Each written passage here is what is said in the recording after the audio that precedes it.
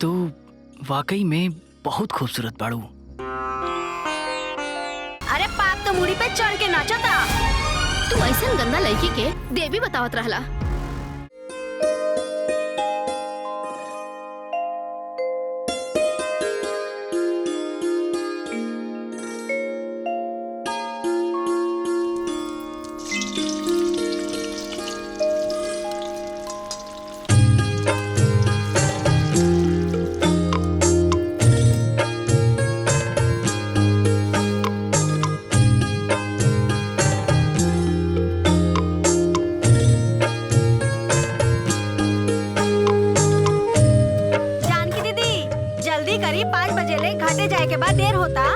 छपरा वाली दुल्हन, बस सब तैयारी हो गई बा।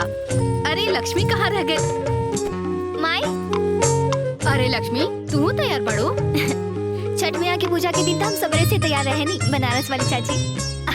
अच्छा ये बतावा कोनो गीत याद कैले बड़ू के ना? काहे से कि तोरा गीत के बिना नू छठी मैया की पूजा अधूरा रहेला।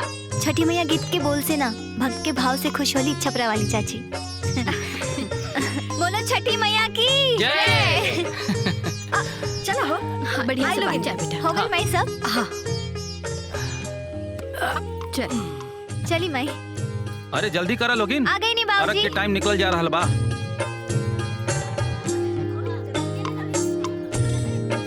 आई चली।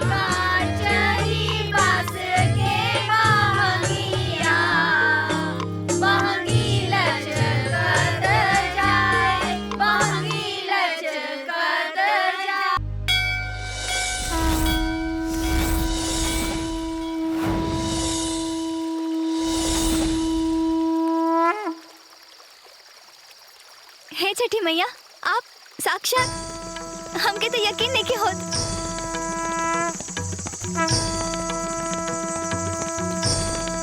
लक्ष्मी, हम तोरे भक्ति से बहुत ही खुश बानी। बतावा कावर चाहिए तो के? वरना मैया हमके बस आप अपन आशीर्वाद दे दी।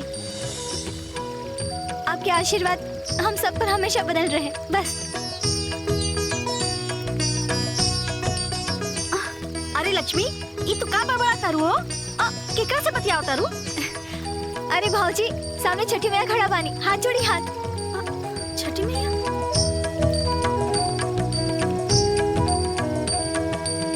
अच्छा, छठी मैया के अब आराम करेला, घर चला चला।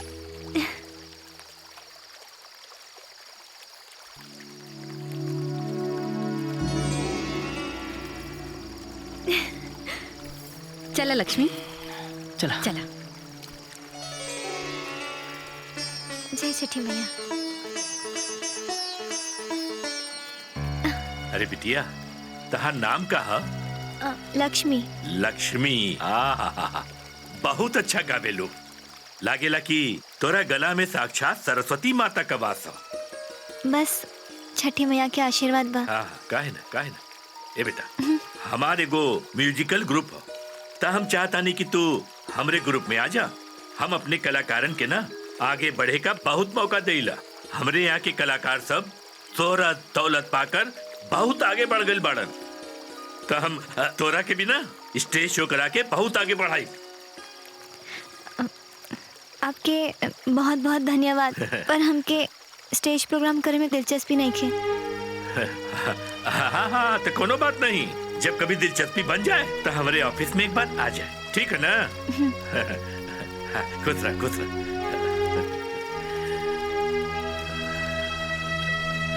जय छठी मैया। अच्छा एक बात बतावा, ये लड़की के है? लक्ष्मी। अच्छा, इस रोगेसी खातिर तैयार हो जाई हैं? ना ना ना।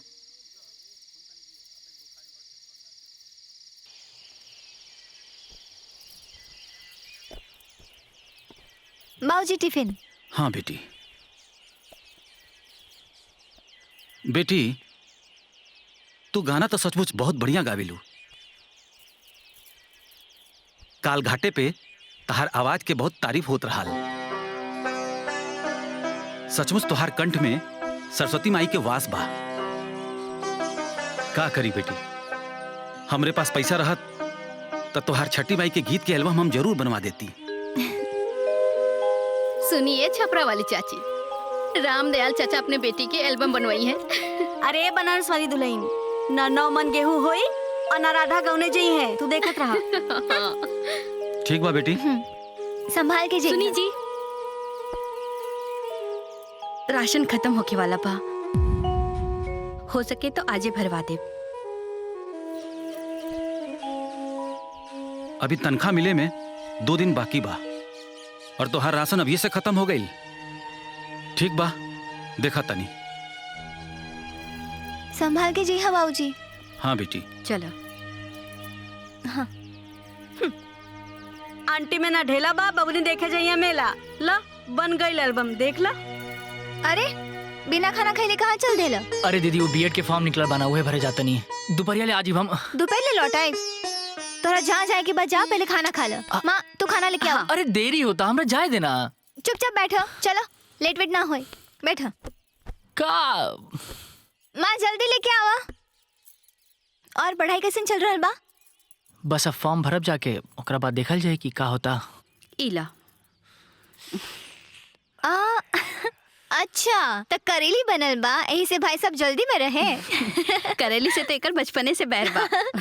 वाह। बिना खाना खैले घर से ना निकलल जाला, ना तो दिन भर खाना के दर्शन ना होला।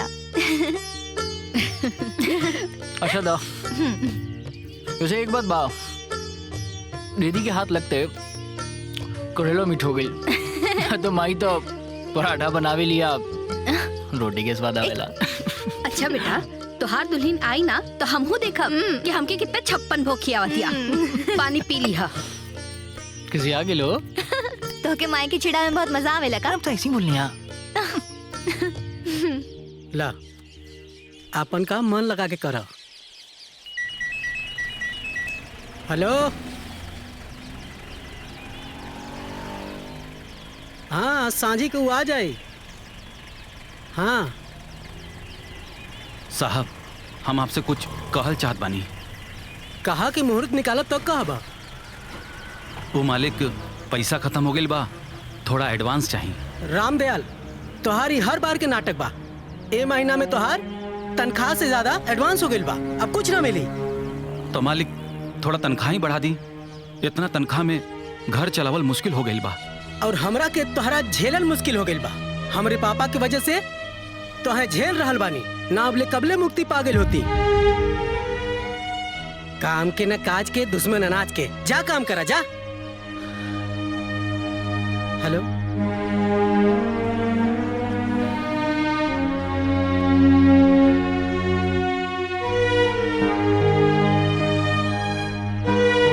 और हमरा के तोहरा झेलल मुश्किल हो गई बा। हमरे पापा की वजह से तोहे झेल रहल बानी, ना अबले कबले मुक्ति पा गई होती। काम के न काज के, दुश्मन अनाज के। जा काम करा जा। राशन खत्म होके वाला बा, हो सके तो आजे भरवा दे। और हमरा के तोहरा झेलल मुश्किल हो गई। काम के न काज के, दुश्मन अनाज के। जा काम करा जा।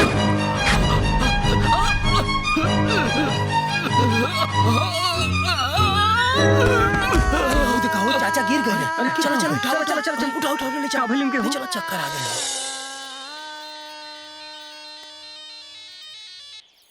हेलो रामदयाल के हार्ट अटैक आ गइल बा, हॉस्पिटल में बाणे, जाके भेंट कर लो लोगिन।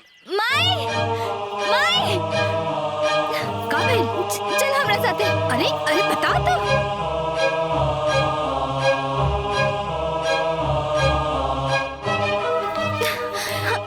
डॉक्टर साहब, बाबूजी के का भइल? फालिस के अटैक रहल, बहुत मुश्किल से जान बचल बा, लेकिन पूरी तरह से ठीक भइल ऊपर वाले के हाथ में बा। सुन समझ सब ली हैं, लेकिन ना खड़ा हो पाई हैं ना बोल पाई हैं।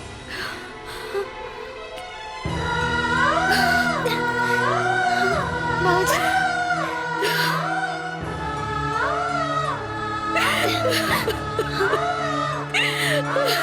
माई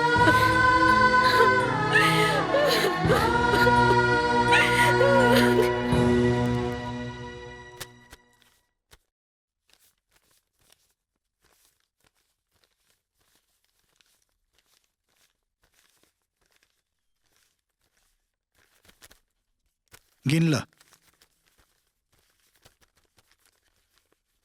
ठीक बा, प्रणाम।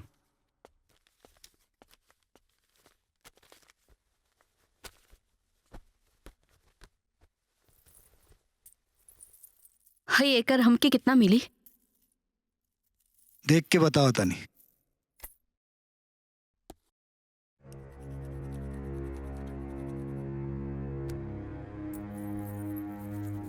ये सोना ना रोल्ड गोल्ड बा, खाली पॉलिश चढ़ा रहे, एकर कुछ ना मिली।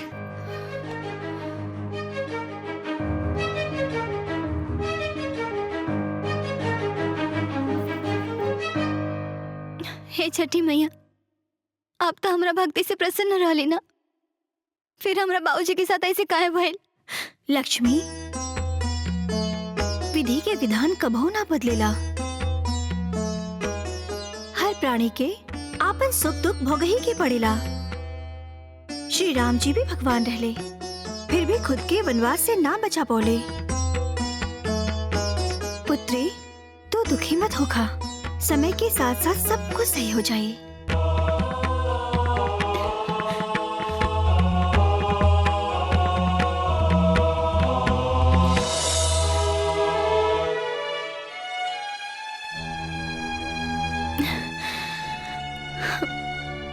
इतना सीधा साधा आदमी के भगवानी कैसन रोग दे देले। ई फालिस की बीमारी होले छपरा वाली चाची, बड़ा खराब रोग होला। हमार तो किस्मतिये फूट गइल बहिन, कुछ समझ में नहीं के आवत कि अब का होई। जौन होके के रहे तौन हो गई जानकी दीदी, रउआ चिंता मत करी, बस भगवान पे भरोसा करी और पति के सेवा करी। हाँ अम्मा जी, भगवान सब ठीक कर दिए, भगवान पे भरोसा रखी। अब ठीक है, हमनी के चल जाओ, बाद में फिर आयल जाई। दीदी अपन ख्याल रखब, अपना ध्यान रखे। हाँ चली। माई, चिंता मत करो माई, छठी मैया सब ठीक कर दी है। सबको यही कहता कि सब ठीक हो जाए, बाकी घर के कमाए वाला ही खटिया पे पड़ गई, तो कैसे सब ठीक हो जाए? हम बारी ना माई, हम बाबूजी के जगह पे जाके नौकरी करब, अतः लोग के कोनो दिक्कत ना हुई।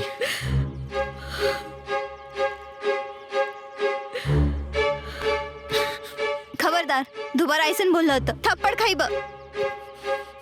बाबूजी हमार पढ़ाई छुड़ा के तोहरा के IAS PCS के तैयारी करा रहल बाड़े। तोहरा के आज के बाद से पढ़ाई पे ध्यान देवे के बा, बस और कुछ ना। खाली पढ़ाई करी, काम ना करी। अरे ते घर के खर्चा कैसे चली, बाबूजी के इलाज कैसे हुई? पहले ही हमने की सिचुएशन कुछ ठीक नहीं के, ऊपर से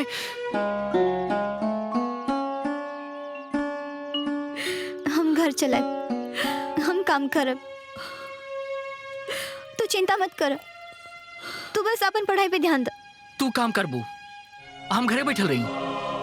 ए दीदी, समाज हमरा के ताना मारत मारत मुआ दी, ताना मार मार के हमार जियल मुश्किल कर दी। अरे पगला, हम काम करब तो आज दिक्कत हुई, लोग आज बोली काले भूल जाए, लेकिन तू अपना सपना छोड़ दे तो एक पूरा पीढ़ी पिछड़ जाए, और हम अपना जीते जी ई ना होके दे। ई घर में आज से एक ना दूगो बेटा बाड़े।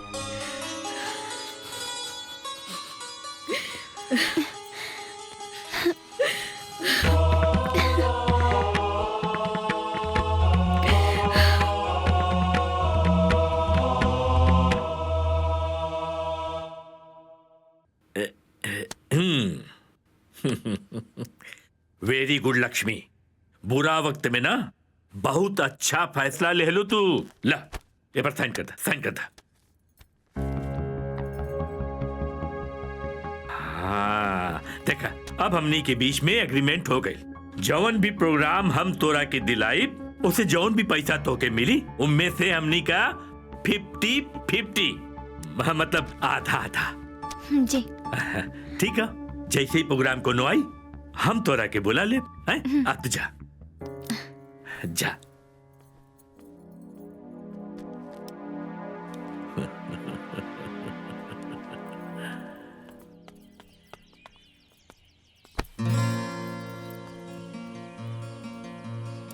सॉरी।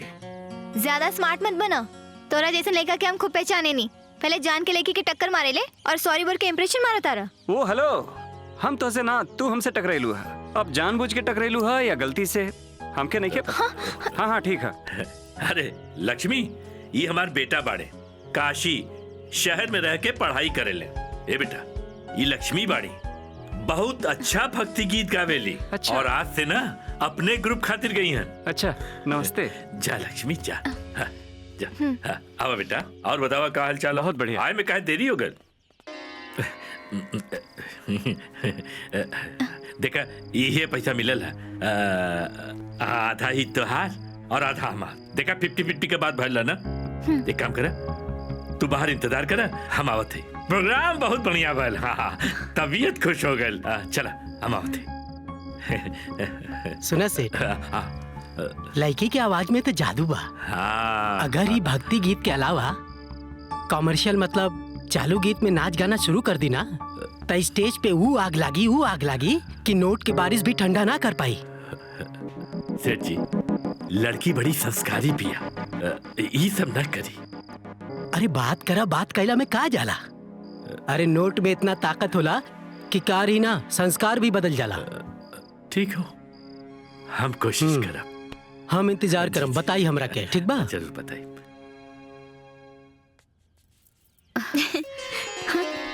तनी टाइट बा। अरे माई, 2-3 दिन पहिरबू ना अपने आप ठीक हो जाई। हाँ। वैसे दीदी, शर्ट तो बड़ा बढ़िया बा, हमके अच्छा लगल। बिटिया, हाँ? अपना खातिर भी ढंग के कपड़ा ले हो तू, तोहरा लगे भी तो नहीं खे। कौनो बात ना माँ, मुकेश की जब नौकरी लग जाए ना तब हम ले ले।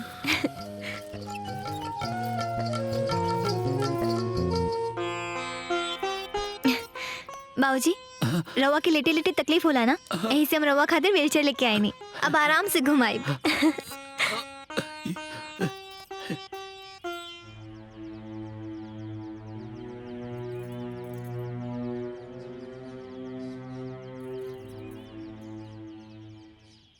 ना यार, अभी हम अब कोनो फॉर्म ना भरब। यार देखा, हमार दीदी बड़ा मेहनत से 1-1 रुपया कमा रहल बड़ी। ऐसा करा तहा लोग जाके भरता लोग। लेकिन 2-4 जगह फार्म अप्लाई करब तबे एक आध जगह होके के चांस रही।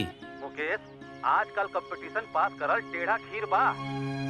देखा, तहार बात सही बा रवि, लेकिन अब देख, हम खाली अपना स्टेट के फॉर्म भरब काहे से कि अब 4 जगह के फॉर्म भरे में बहुत ज्यादा खर्चा हो रहल बा। हम अब दीदी पे ढेर खर्चा डालल नहीं चाहत।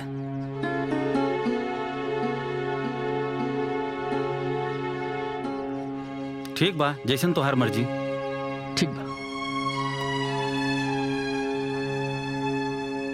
देखा लक्ष्मी, हम ईमान के पक्का आदमी बानी। तोरे प्रोग्राम से जौन भी पैसा मिलेला ना, हम ईमानदारी से आधा तोहके दे देला। हमरा और ईमानदारी पे शक नहीं की करत सेठ जी, हम बस अपन समस्या बतावता नहीं। इतना कमाई में हमारे घर के खर्चा नहीं की चल पावत। तो का करी बतावा? हमके थोड़ा एडवांस दे दी।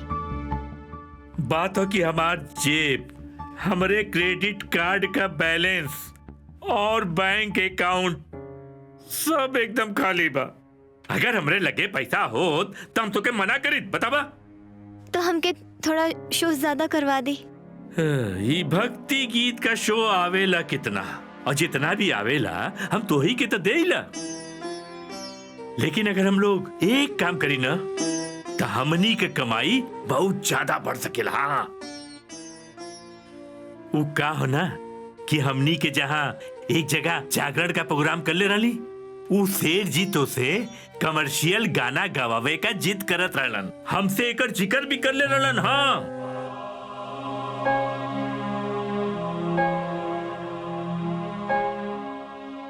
वो और कोई हुई जो पैसा खातिर अपन संस्कार बदलत हुई। हमरा से ये उम्मीद मत रखी सेठ जी। बिल्कुल बिल्कुल, यही बात हम सेठ जी के कहली कि लक्ष्मी ऐसा लड़की नहीं हो, वही सब काम ना करी, बिल्कुल ना करी। लेकिन लक्ष्मी बिटिया, बेटा ये सब काम तू न करबू तो केहू और करी। काहे कि और लोगन के खातिर स्टेज पर नाचे से बुरा घर पर पड़ल ठंडा चूल्हा का आग होला।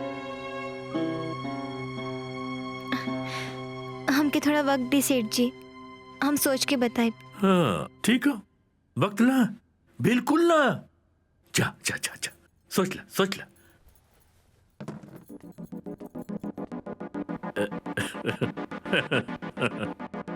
लक्ष्मी, पापा के बात मत मनिया, तहार इमेज खराब हो जाई।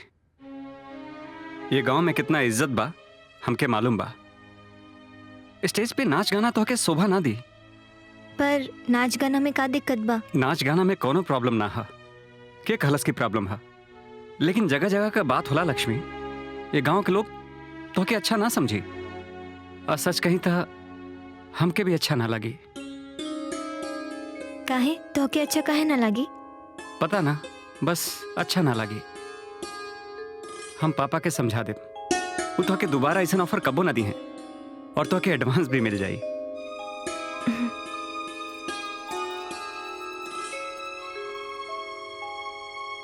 पापा, तो के पैसा के आगे और कुछ ना दिखाई पड़ेला का?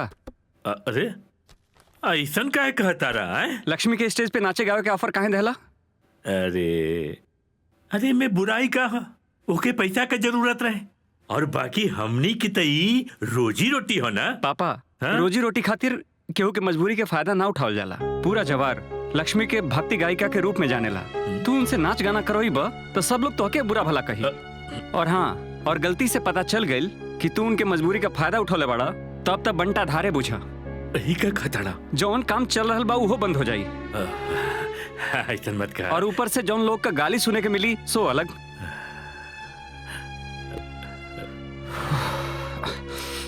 और हाँ, हमरा खातिर जे रिश्ता आवेला ना उहो बंद हो जाई।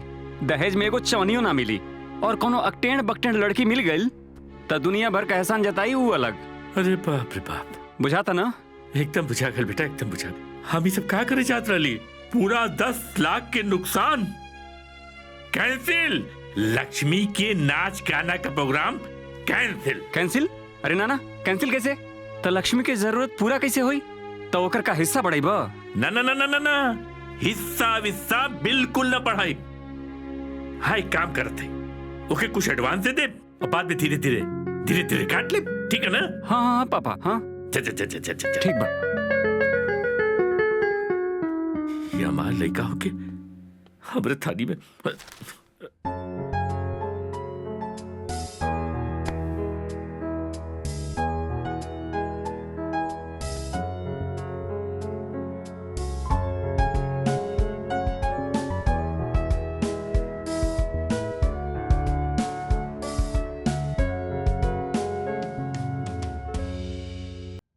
हे छठी मैया, हमरा कुछ समझ में नहीं के आवत, हम का करी? कौनो रास्ता दिखाई छठी मैया, कौनो रास्ता दिखाई।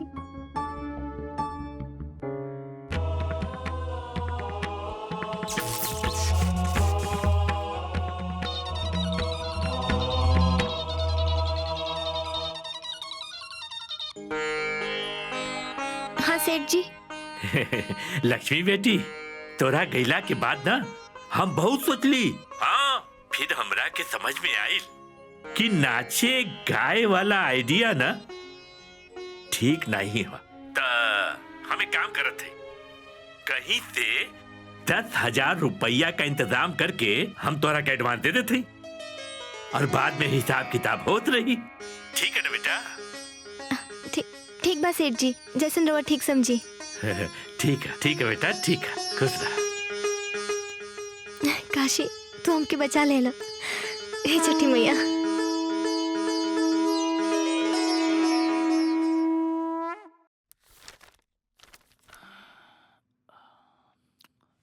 इला चाय।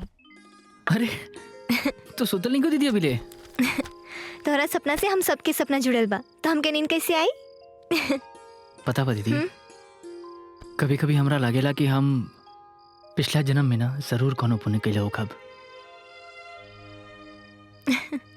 तारा नियन दीदी मिलल। चल पगला। अच्छा सुनो, कल राखी बा, कहीं जाइए मत। 9 बजे राखी बांधे के शुभ मुहूर्त बा। हाँ, इला चाय पिया। लक्ष्मी तो अकेले पूरा घरवार संभाल ले बिया। अरे जवान लड़की जब घर से बाहर निकले लागल नू तो एगो घर ना 10 गो संभाल ले। अरे नहीं भौजी, लक्ष्मी मान के खूब पक्का बिया। अरे देखम नू, अरे नाचे गाय वाली लड़की के का ईमान और का धर्म।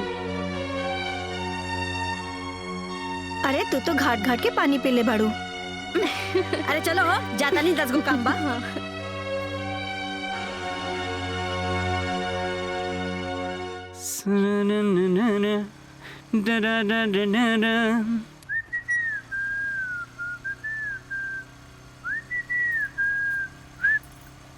अरे लक्ष्मी, तू कहाँ जा रहल बाड़ू? ओ बच्चा लोग के कोचिंग में पढ़ावे के बात के लिए बानी, हमके थोड़ी कमाई बढ़ावे की पड़ी। वैसे काल खातिर तोहर बहुत बहुत शुक्रिया। अरे एमे शुक्रिया का बात बा। वैसे हम तो उसे कुछ कहल चाहता नहीं।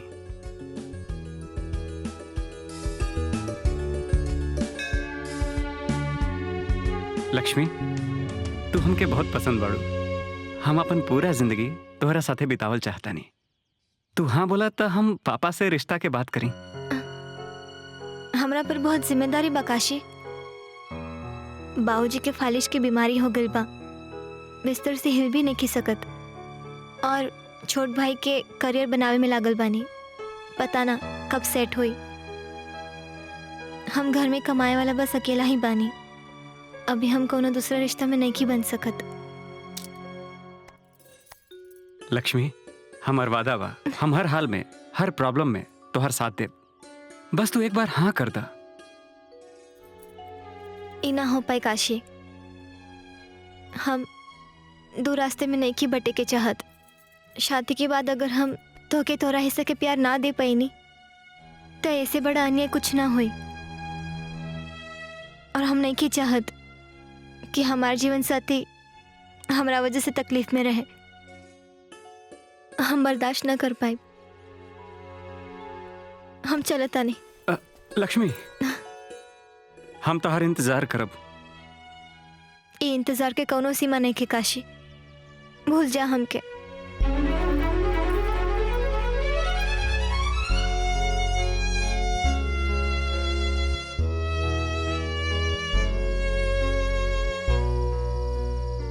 लक्ष्मी, हमार वादा बा, हम हर हाल में, हर प्रॉब्लम में तोहर साथ दे। बस तू एक बार हाँ कर दा।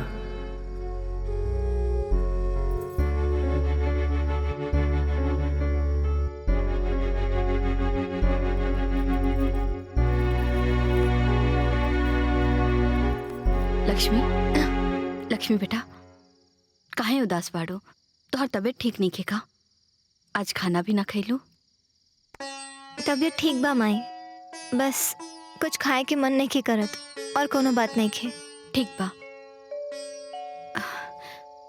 तोहरे बाबूजी के दवाई खत्म हो गई बा, कल ले ले आइहा। छठी मैया के पूजा के तैयारी भी शुरू करे के बा। ठीक बा माई।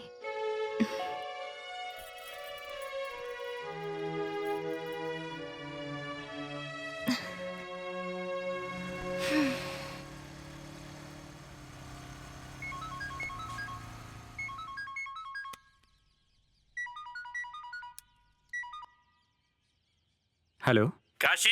हाँ पापा, हम शहर जा रहल बानी आगे के पढ़ाई करे।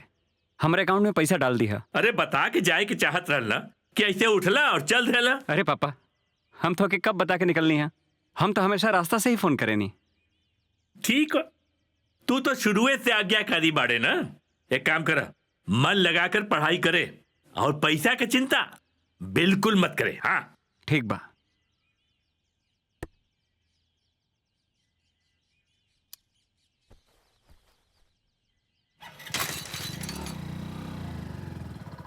सयाजन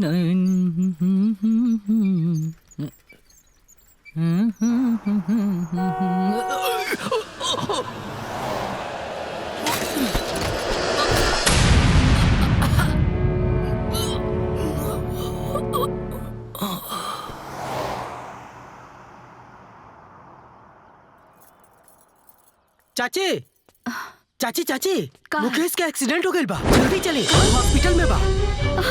लक्ष्मी,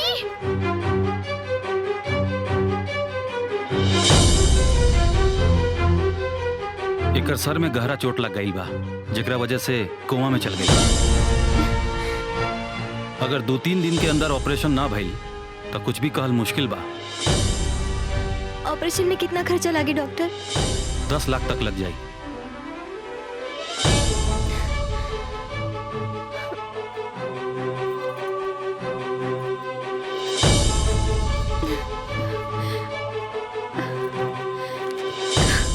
बेटा ना का भेल? मुकेश ठीक तो हो जाए ना? सुबह के अर्घ की तैयारी करो माई। छठी मैया सब ठीक कर दी है। चल।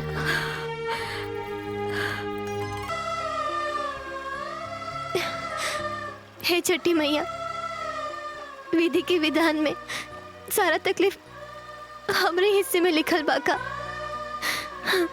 पहले बाबूजी और अब हमार भाई हमरा परिवार के कौनो गलती की सजा दे दई। लक्ष्मी बिटिया, विधि के विधान मनुष्य के कर्म फल से ही निर्धारित होखेला और कर्म जन्मों जन्मांतर तक मनुष्य के पीछा ना छोड़ेला। अच्छा या बुरा जीवन में जे कुछ भी घटित होला वो मनुष्य के कर्म के ही अनुसार होला। जैसे कि अंधेरा के बाद उजाला होखेला, वैसे ही दुख के बाद सुख आवेला। ये प्रकृति के नियम हा। छठी मैया, हमार भाई आज जीवन और मृत्यु के बीच में लड़ रहल बाड़े। उनके बचा ली मैया, उनके बचा ली। रोआ मत लक्ष्मी, तू हमके बहुते प्रिय बाड़ो। जौन भी हुई अच्छा हुई।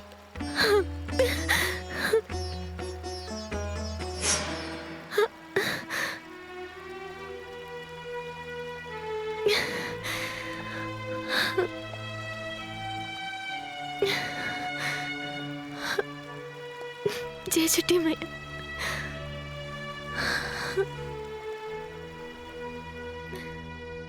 बस करा। तोहर हिम्मत कैसे भाई ये सब सोचे के? हमार बिटिया ये सब काम करे करते नहीं खे। निकल जाई जैसे, न तो अच्छा ना हुई। रुआ हमार बात तो सुनी। चुप करी, कोनो बात नहीं के सुने के हा। भला मानुस के जैसे निकल जाई जैसे। माई का बात बा? के है ये लोग? देखा ना बिटिया, ये लोग का अनसन बोल रहा बा। का चाहिए रवा लोगन के? हम बतावा तानी। हमनी के छठ मैया के भक्त है जा, बनारस से आइल बानी जा। एगो विशेष काम खातिर तो से बहुत उम्मीद बा। हम समझाओ तनी लक्ष्मी तारा के, तू हमार बात ध्यान से सुना। देखिए उषा जी, बच्चा आपके अंदर बनता तो है, लेकिन कोख में खराबी होने के चलते हर बार बेकार हो जाता है। अब सिर्फ एक ही तरीका है जिससे आपके घर आंगन में किलकारियां गूंज सकती हैं, और वो तरीका सेरोगेसी का है। सेरोगेसी? सेरोगेसी में अंश आप दोनों का होगा, मतलब बच्चा आप दोनों का ही होगा, लेकिन ये किसी दूसरी औरत की कोख में बड़ा होगा और जन्म भी वही औरत देगी। ये कैसे संभव हुई डॉक्टर साहब? इसके लिए आपको एक स्वस्थ महिला या लड़की को तैयार करना होगा जो आपके बच्चे को अपनी कोख से जन्म दे सके। उसके लिए प्रॉपर एग्रीमेंट करके आप ऐसा कर सकते हैं। अभी किराए की कोख लेना बहुत आसान हो गया है और ये काफी सक्सेस भी है। ई गांव में हमारे उषा के दूर की रिश्तेदारी बा, और पिछला साल छठ माई के आशीर्वाद लेवे खातिर हमनी के आयल रही जा, तभी तहरा पर हमनी की नजर पड़ल, और फिर तू हम दोनों के बहुत पसंद आयल रहो। लेकिन पूछताछ से पता चलल कि तू सरोगेसी खातिर तैयार ना हो सकेलू। और तब से लेके आज तक पिछला 1 साल से हमनी का बहुत भटकल बानी जा, लेकिन कोनो भी औरत सरोगेट माई बने खातिर तैयार नहीं के हो। लेकिन जाने लू, 3 दिन पहले ना एगो विचित्र घटना भइल। हमने के छठ घाट से मैया के हाथ जोड़ के आवत रहनी जा, तभी हमने के एगो बूढ़ माई मिलनी। बेटा, बेटा भूख लागल बा, कुछ खाए के दाना। दीदी हाँ इला माई। पैसा ना चाहिए बेटा, हाँ? कुछ खाए के चाहिए।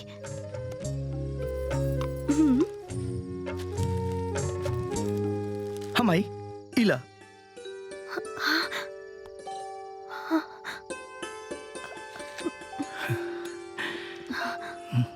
पुत्र के चाह में भटक रहल बड़ा लोग ना। हाँ? हाँ? तोरा ही बात कैसे पता? पिछला साल छठ घाट पे तो हम लोग दोनों जने जोन लगी के बारे में बात करत रहला लोग ना, वही तोहर बच्चा के चाहत पूरा करी है।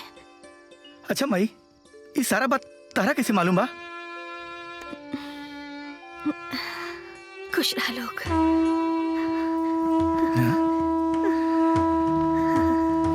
कमाल बा। हमरा पे ई एहसान कर दी लक्ष्मी बहन, हमार जीवन तो हर रीढ़ी रहब।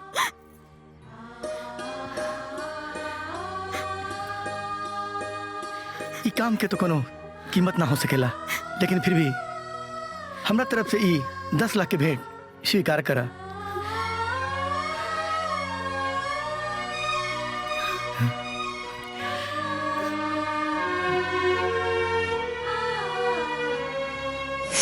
अगर 2-3 दिन के अंदर ऑपरेशन ना भइल तो कुछ भी कहल मुश्किल बा।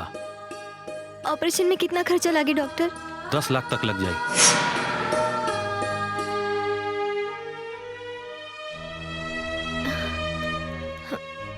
हम तैयार बानी। लक्ष्मी ई का करता रू? पगला गेल बाड़ू का?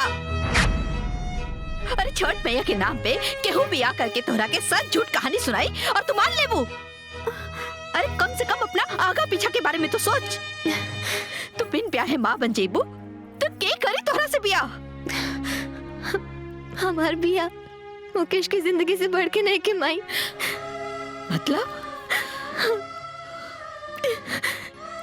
माई, मुकेश हॉस्पिटल में अपन जिंदगी और मौत की लड़ाई लड़ रहे बाड़े और उनके बचावे खातिर हमके 10 लाख रुपया चाहिए। ना तो हम मर जाए माई, ना तो हमार भाई मर जाए।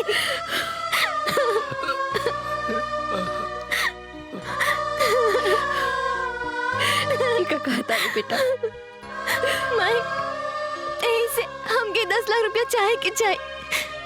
हमके हमरा जिंदगी की परवाह नहीं के माई, लेकिन अगर मुकेश के कुछ हो गए तो सब कुछ खत्म हो जाए माई, सब कुछ खत्म हो जाए। लक्ष्मी, तू सच में लक्ष्मी बाड़ू बेटा।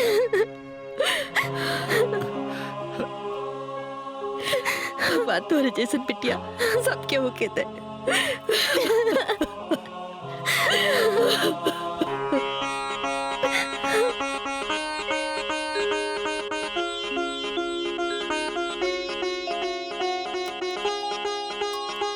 अभी खतरा से बाहर बाड़े, 2 दिन बाद घर ले जा सकेली। दीदी, ये ऑपरेशन में तो बहुत पैसा खर्चा भइल होई। इतना पैसा तालो के पास आइल कहाँ से?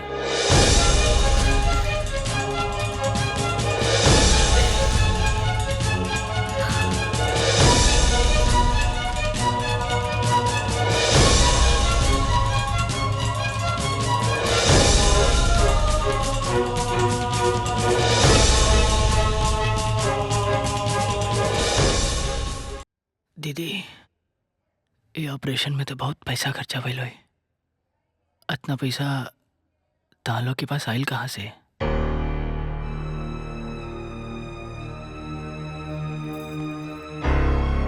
तोहरे इलाज के पूरा खर्चा एगो NGO उठैले बा।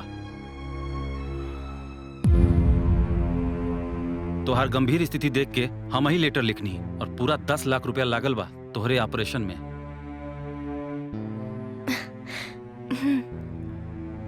तू अभी आराम करा।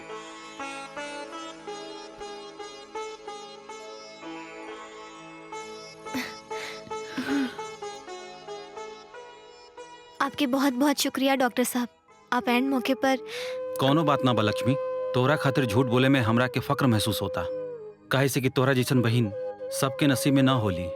अपना भाई के बचावे खातिर तू जौन कदम उठैले बाड़ू ना, आज के स्वार्थ भरल दुनिया में एगो मिसाल बा। भगवान से हम मनाइब कि अगला जन्म में हमरा के लक्ष्मी जैसन बहन मिले।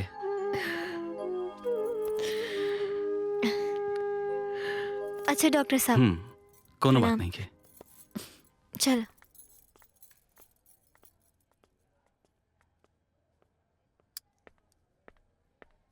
एग्रीमेंट के मुताबिक दिवाकर जी ने लक्ष्मी को 10 लाख रुपए दिए हैं। बदले में लक्ष्मी दिवाकर दंपत्ति के बच्चे के लिए अपनी को किराए पे देगी।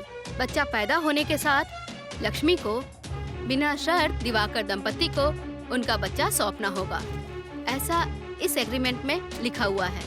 इस पे साइन कर दीजिए।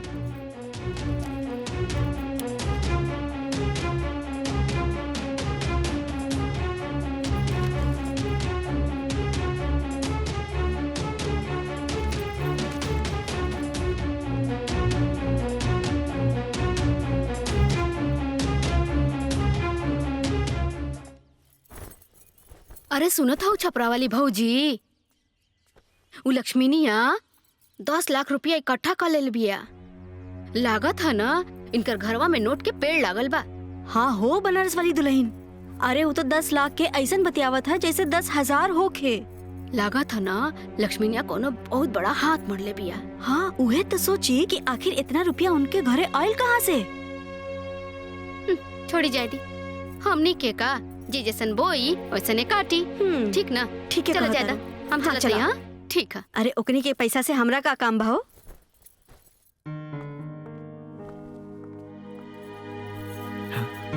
सेरोगेसी सक्सेस हुई। Congratulation. Thank you doctor. Lakshmi अब तू शहर में शिफ्ट कर जा और हम सारा इंतजाम मुझे करा देते नहीं। ये सही कहा तारा लक्ष्मी, ढेर मत सोचा। काहे कि जब कुछ दिन में पेट दिखे लागी ना, समाज के सवाल के जवाब दिहल बहुत कठिन हो जाई। हम बाबूजी की छोड़ के ना जा पाए दीदी। बाबूजी की देखभाल के करी? मुकेश अपन पढ़ाई की तैयारी करी कि बाबूजी की देखभाल करी? और माई के ब्लड प्रेशर तो बाबूजी की 20 किस्म की दवाई देख के ही बढ़ जाला। हम ना जा पाए। हम तोहर जज्बात के कदर करता नहीं, लेकिन कभी कभी दिल के साथ साथ दिमाग से भी काम लेवे के पड़ेला। और समाज के का बा, समाज में 10 तरह से बात उठेला और जब समाज कुछ बोलेला ना तब पूरा ये दिल दिमाग के ना झकझोर के रख देवेला। लक्ष्मी शहर जाई दिवाकर बाबू, रउआ एकर व्यवस्था करी। ठीक बा, जब पेट दिखे लागी तो 3-4 महीना में हम आ जाए। तब तक बाबूजी के देखभाल करे खातिर कोनो आदमी के भी इंतजाम कर ले। तू आदमी की चिंता मत करा, बस सही समय पर तू हमरा के खबर कर दिया, हम इंतजाम कर दे। लक्ष्मी तुझसे हमारे को विनती बा, बस इतना ध्यान रखिया कि ये बात गलती से भी केहू के पता ना चले। काहे कि समाज में हमारी इज्जत तब बे हुई जब लोग के ई पता रही कि हमार बच्चा हमरा कोख से पैदा भइल बा। चिंता मत करी दीदी, हम अपना जीती जी केहू के ना पता चले थे। ये लक्ष्मी के वचन बा।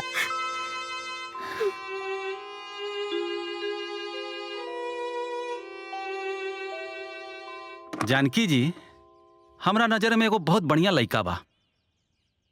हमार मानी त रउआ लक्ष्मी के शादी लड़का से कर दी। ऐसन बढ़िया घर परिवार रउआ लोग के दोबारा न मिली, ई बात समझ ली। अरे कदे माई देख, दीदी की शादी आज न तकाल करही के बा, और ये अगर बढ़िया लड़का मिल जाई तो दीदी की जिंदगी संवर जाई। पाहुन, अभी घर के हालात ठीक नहीं खे और घर के सारा खर्चा लक्ष्मी चला रहल बिया।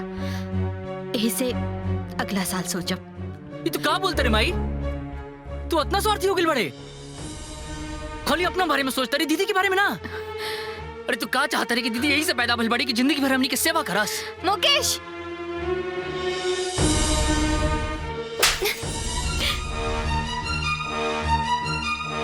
बच्चा की जरूरत कब का होला और का ना होला ई माँ से बेहतर केहू ना समझ सकेला। और तुहार हिम्मत कैसे भी माँ से बदतमीजी करे के?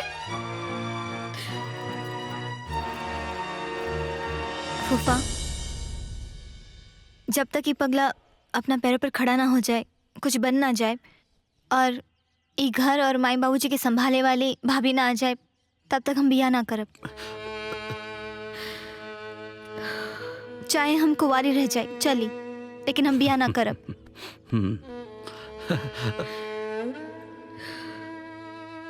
अरे दीदी, अरे का करत तारा? अरे दीदी हम आज बहुत खुश बानी। का भाई कोनो लॉटरी लाग गई का? हाँ दीदी लॉटरी है समझ ला। हमार एग्जाम क्लियर हो गई, हमार नौकरी लाग गई। सचो? हे छठी मैया, तोहर महिमा अपरंपार बा। से पता बा दीदी, दीदी आज हम जॉन भी बानी ना, खाली तारे त्याग और तपस्या की वजह से बनी। और इस सपना के पूरा श्रेय खाली तारे जाता।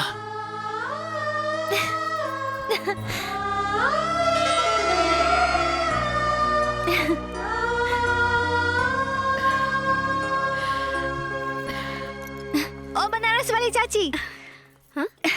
इली मिठाई। ये कौन खुशी में लक्ष्मी? मुकेश की नौकरी लाग गई। छठी मैया हमारी विनती सुन लेनी। अरे फिर तो बहुत खुशी के बात है। हम जरूर खाए मिठाई। अरे चाची रवली, हमारे भाई की नौकरी लाग गई। अरे ये तो बहुत खुशी की बात बा। चला लक्ष्मी हम चला ताने। धराई बढ़िया से। अरे छपरा वाली भौजी, इली मिठाई। ये कौना खुशी में बटा कर हो? मुकेश की नौकरी लाग गई। साचो का? ये तो बहुत खुशी के बात बा। हम कम से कम 5 गो लेब। अरे रे रे, पूरा गांव की बाटी के बा। कोनो बात ना, एगो अपने बबुआ खातिर ले लेता नहीं। हाँ ठीक बा। ये बबुआ खाई। ठीक बा, हम चले तानी। ठीक बा जा। हाँ। ए बबुआ खातिर ले लेनी। हाँ रुकी दे के आवत तानी। चाचा इली मिठाई। कौने खुशी में? हमारा भाई की नौकरी लाग गई। बहुत बढ़िया।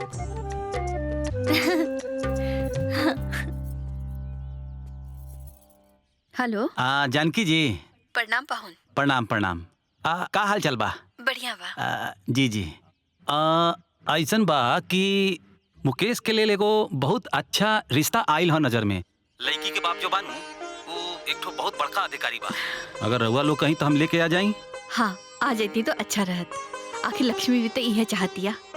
अच्छा पाहुन, वो लोग के लक्ष्मी के बाबूजी के बारे में बतैली है ना? अरे ओकर चिंता जानकी जी रहुआ मत करी। अरे वो लोग के रहुआ के सरकारी अधिकारी बेटा से रिश्ता जोड़े के बा। बाकी कोनो दिक्कत नहीं खे। ठीक बा। जी जी। तो हम 1-2 दिन में लेके आ जाता नहीं वो लोग के। हाँ पाहुन। अच्छा ठीक बा, प्रणाम। ठीक बा, प्रणाम।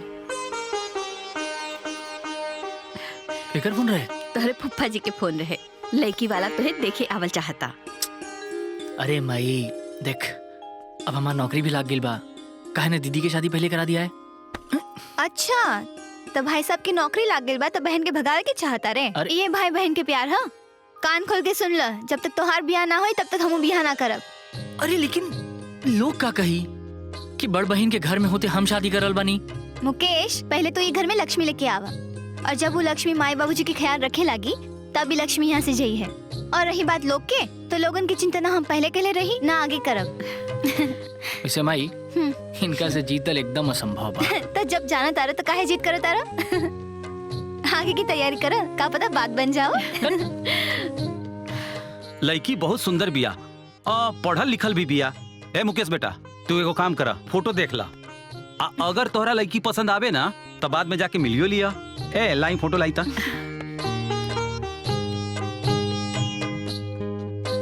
सुनी सुनी देखी, अब हमरा की फोटो दिखावे की जरूरत नहीं खे। रवा सभी फोटो दीदी के दिखा दी कैसे कि लेकिन दीदी के पसंद आ जाई तो हमरो कोनो एतराज नहीं खे। इला दिखा दा।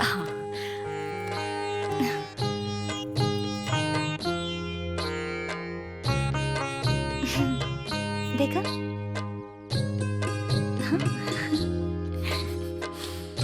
बाबूजी अच्छा ना? हमके रिश्ता मंजूर बा। अरे तो लगले हाथ लेन देन के भी बात हो जाए। फूफा जी रवा के तो मालूम बाना कि दहेज लियल अपराध हुई। सुनी जी, हमार बिटिया ऐसे टूटल फाटल घर में कैसे रह सकेली? धीरज रखा। लक्ष्मी जी, हम आपके विचार से बड़ा प्रसन्न बानी। हमके यकीन हो गयल कि आपके जैसन संस्कारी परिवार में हमार बेटी बड़ा खुश रही। लेकिन एगो हमार प्रार्थना बा, अपन बेटी के खातिर एगो घर बनवा के देहल चाहतानी। ई हमार बड़ा पुरान श्रद्धा बा।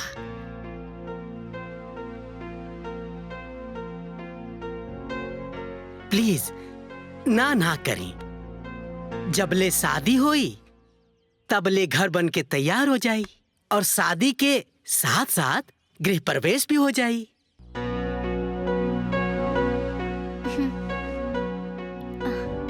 जी ठीक बा। चली तब तक मंजूर हो गई लड़ुआ के बात।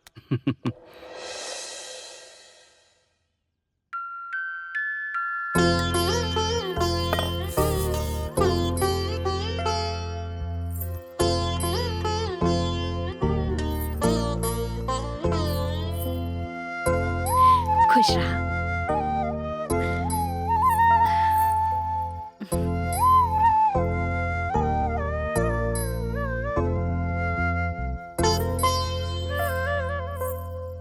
अरे ना ना।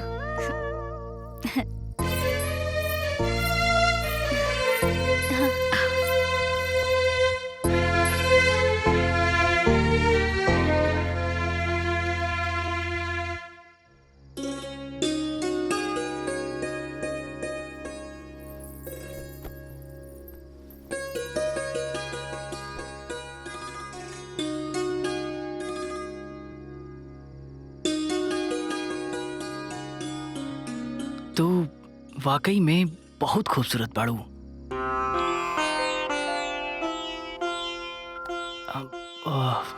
मोना, तारा से को बात कहे के रहे। हाँ कहीं ना। देखा, हमरा खाती हमार दीदी जन बाड़ी वो देवी है, और आज हम अपना जिंदगी में जौन कुछ भी बानी ना, खाली उनकी वजह से बानी। और हमरा ये बात के पूरा उम्मीद बाकी जितना मान सम्मान हम अपना दीदी के देनी, उतने मान सम्मान तो हो उनका के देबो। जी।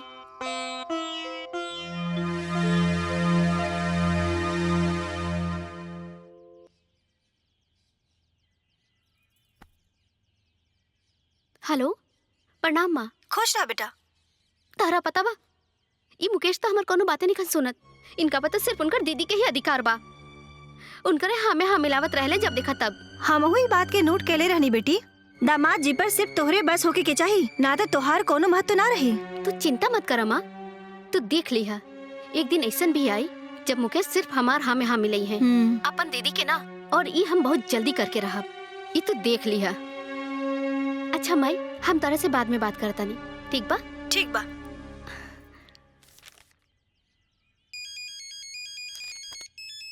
अरे लक्ष्मी, हेलो। हेलो। हाँ लक्ष्मी, कैसन बाड़ू? जी सब ठीक बा। हम ही बताए खातिर फोन कईनी है कि मुकेश की नौकरी भी लाग गई और मुकेश की बियाह भी हो गई। अरे वाह, ये तो बहुत खुशी के समाचार बा। जी, और हमने के नया घर में भी शिफ्ट हो गए बानी जा। अरे वाह, ये तो बहुत उत्तम समाचार सुनेलू तू हमरा के। अच्छा देखा लक्ष्मी, तारा कोई चीज की जरूरत पड़ी ना तो तू बेहिचक फोन कर दिया हमरा के। जी। और हम सारा चीज वही इंतजाम करा दे। जी, दीदी से बात हाँ हाँ, अभी हम बात कराता नहीं उषा से। हाँ लक्ष्मी से बात करा। हाँ बहन, कैसन बाड़ू? बस ठीक बा। अब सुना हमार बात ध्यान से। अब तो के अपन ढेर ध्यान रखे के बा। खाए पिए में कोनो तरह के कोताही ना होए के चाहिए, समझ लो। काहे कि जब तू स्वस्थ रहबू तबे बच्चा भी स्वस्थ रही ना। जी, रवा चिंता मत करी, हम अपन फर्ज पूरा दिल से निभावेनी। ठीक बा बहन, खुश रहा। जी प्रणाम।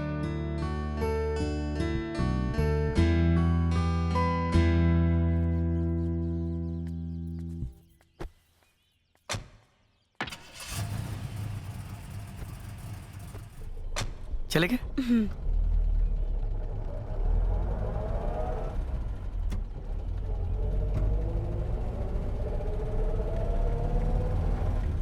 रउआ के का लगा था हमने के जौन करता नहीं जा वो सही रही ना?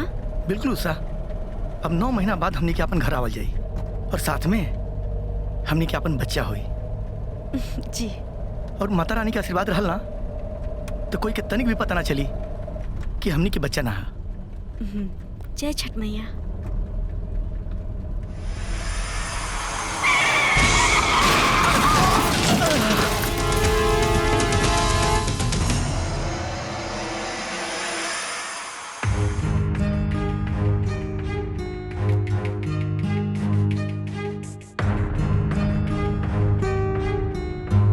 दोनों लोग कोमा में हैं।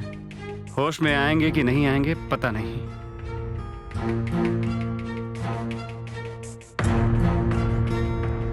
बस बस रोकी भैया। माई तू पैसा दो, हम भाभी के फोन करत हाँ चला। मेरे हाथों में 9 चूड़ियां है, जरा ठहरो सजन मजबूरी। हाँ दीदी। हेलो मोना भाभी, हमने की आए में थोड़ा देर हो जाए। रहुआ बाबूजी के दोपहर वाला दवाई खिला दी, एक व्हाइट वाला टैबलेट और एक रेड वाला टैबलेट। हाँ हाँ कहा है ना, ठीक बात दीदी। टैबलेट खिलाती है माय फुट। टैबलेट खिलावे से पहले हमारी वीडियो अपलोड कर जरूरी बा।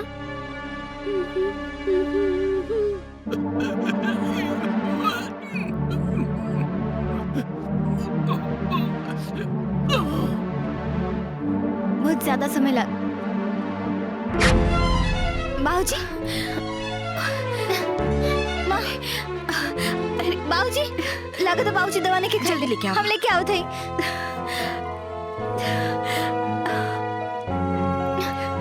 माई बाबूजी पानी पिलावा। आराम से। भाभी, भाभी। हाँ दीदी। बाबूजी की दवाई ना खिलौलू? हाँ सॉरी दीदी, हम तो एकदम भुला गए रहनी। भुला गए लो का मतलब? तो के पता बना बाबूजी के टाइम पे दवा ना मिलल तो का हो सकेला? इनकी जान भी जा सकेला। तो इतना लापरवाह हो कब हमके ना मालूम रहे? वो दीदी ला।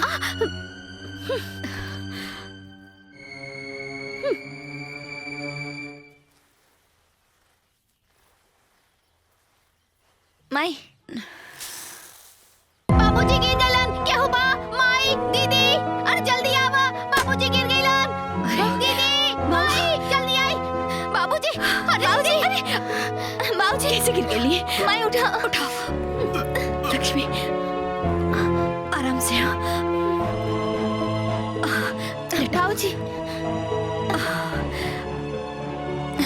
खाली खड़ा होके चिल्लाओ तानी।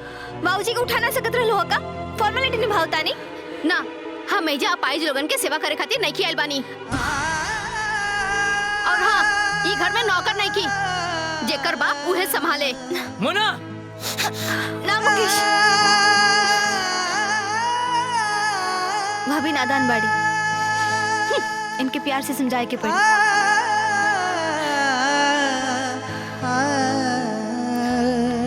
देखो भाभी,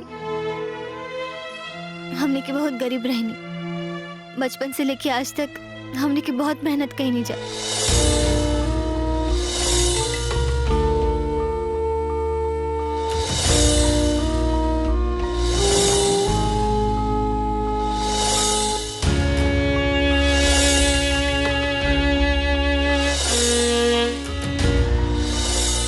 इतना कष्ट भइला के बाद भी आज अगर हमने के परिवार बेहतर हालत में बा, एकर बस एक ही वजह बा,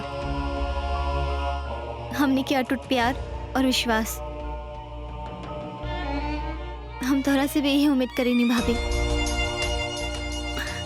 सॉरी दीदी, हमरा के माफ कर दी। ये गलती दोबारा फिर कबो ना होई, हम प्रॉमिस करतानी।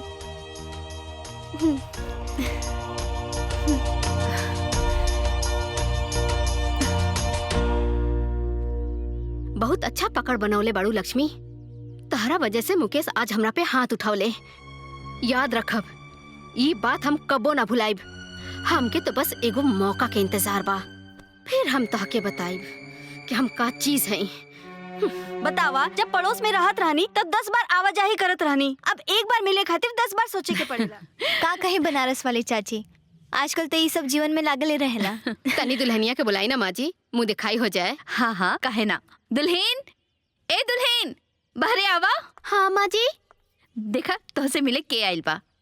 ये बनारस वाली भौजी हैं, उ देवरिया वाली चाची। प्रणाम।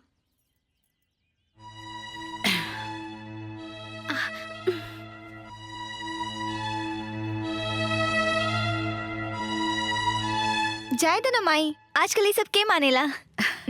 अच्छा पैर तो छुआ। हाँ। लक्ष्मी तू चाय बना के ले आवा। हाँ। कैसन लागल? हाँ देख लेनी। बहुत सुंदर। अब हो गई ना मुझे दिखाई। दीदी का भाई? दीदी का भाई?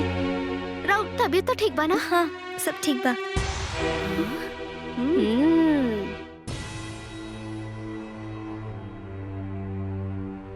चल। कुछ भी।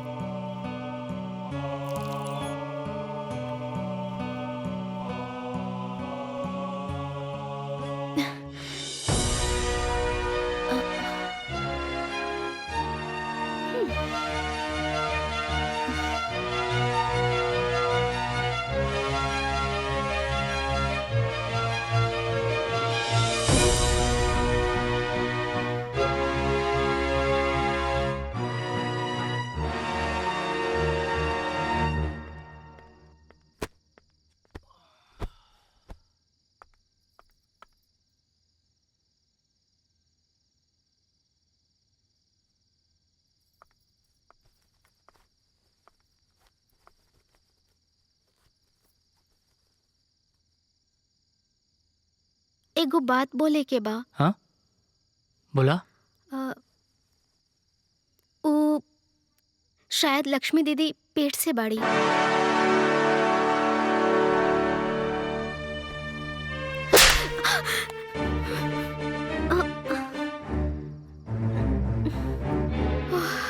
थैंक गॉड, ये तो सपना रहे। क्या हो गई?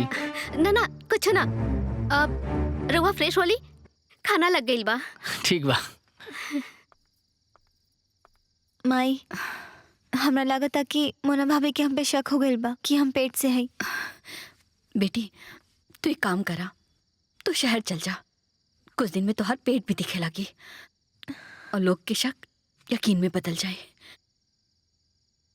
तू एक काम करा, तू दिवाकर के फोन लगावा। हाँ।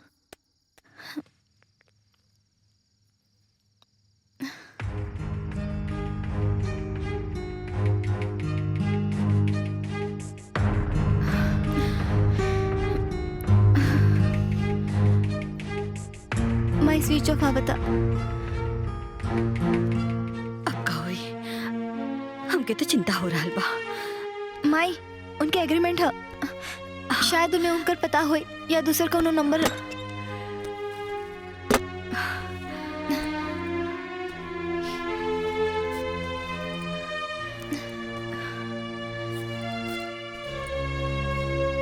माई पेपर तो गायब बा, ओमे उनकर पता रहे। हे भगवान, अब का हुई? अब तो जौन छठी मैया चाहिए उहे होई। बेटा तू एक काम करा, तू यहाँ से चल जा।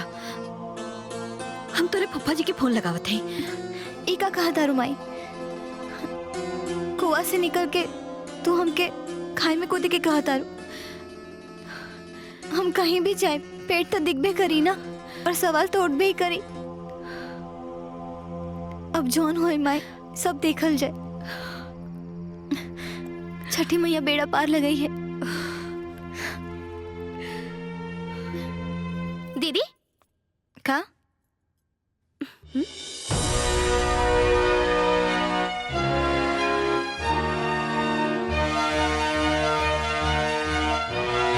का भाई? कुछ ना।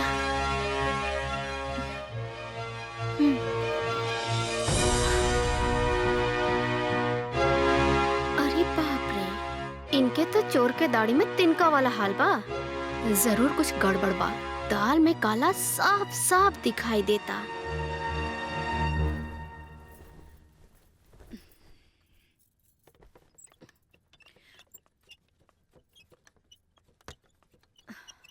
माई, हाँ,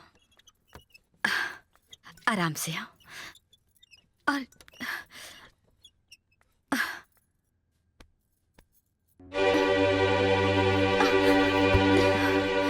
लक्ष्मी, कब बिल बेटा? कुछ ना माँ, थोड़ा सा चक्कर आ गए। हम डॉक्टर के बुलावता नहीं। ना माँ, डॉक्टर के मत बुलाओ।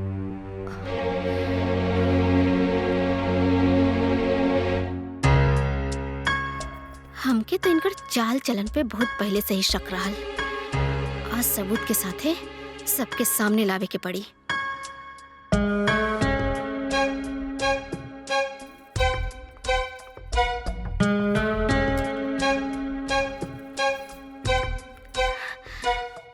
हाय पकड़ा। तारा नियन एम्प्लॉय की वजह से ही हमनी के डिपार्टमेंट बर्बाद हो रहा बा। अपन काम ईमानदारी से नहीं कर सकत। काहे नौकरी ज्वाइन के लिए बड़ा? छोड़ दो नौकरी के। चल निकले यहां से। हेलो हेलो, लक्ष्मी दीदी की तबीयत बहुत खराब हो गई बा। तू एक काम करा, जल्दी डॉक्टर के लेके घरे आ जा। कहीं दीदी के कुछ हो ना जाए। हाँ बस अभी हम आवते बनी। हाँ हाँ ठीक बा ठीक बा।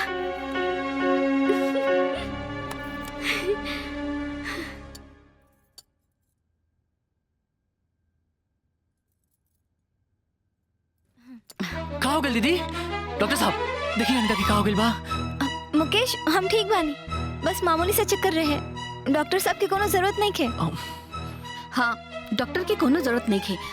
बाकी तोहरा के कहला से डॉक्टर के बुलावे के? हम बोलौनी माई। अब दीदी के तकलीफ हमरे से तनिको ना देखल गई। मुकेश, डॉक्टर की जरूरत नहीं खे। डॉक्टर आप जाइए। हाँ। अरे नाना दीदी, बीमारी के कबो छोट ना समझल जाला। कबो कबो छोट बीमारी बड़ हो जाला। हम कहनी ना, हम ठीक बानी। देखा दीदी, ऐसा मत कहा। मोना ठीक कहा तारी। हाँ। छोट मोट लापरवाही से भी ज्यादा नुकसान हो सकता। डॉक्टर साहब वो देखी ना दीदी के। पर मुकेश, हम ठीक बानी। देखी ना। मुकेश,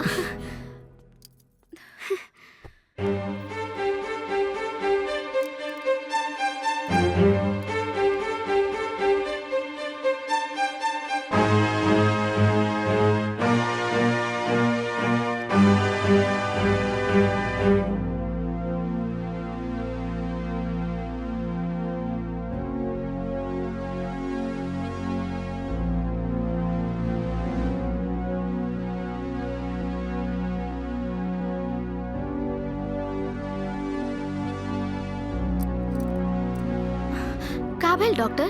लक्ष्मी पेट से है।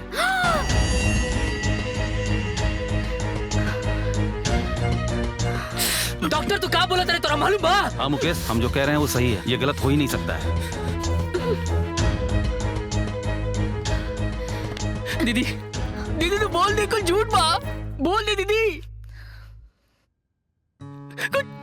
कुछ बोलत काहे नहीं गई?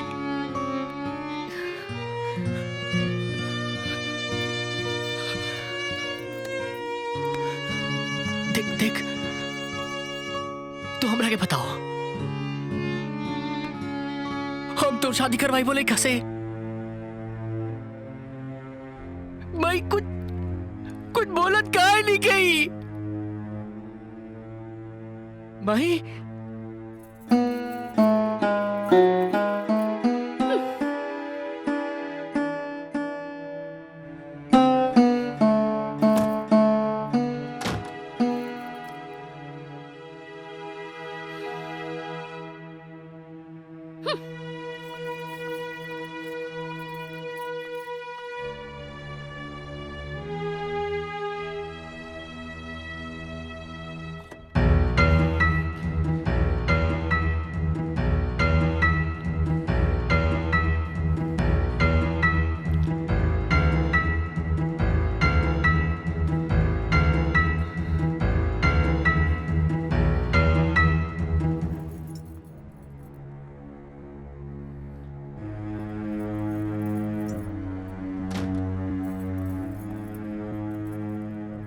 छी छी, तू ऐसन गंदा लड़की के देवी बतावत रहला। पता ना हमार माई बाबूजी कैसन नीच खानदान में हमार शादी करा देलन। हमार तो जिंदगी बर्बाद हो गई। और तू ऐसन नीच लड़की खातिर हमरा पे हाथ उठावे जात रहला। पता ना कहाँ से मुंह काला करवा के आइल होई। अरे चुप हो जा मना। हमार दिमाग ऐसे ही पगलाई बा। लगता कि कोनो पूरा सपना देख रहल बानी। सपना ना, हकीकत बा हकीकत। आज तो ये बात घर में बा, कल पूरा गांव जवार के पता चली, तब का होई? सुना,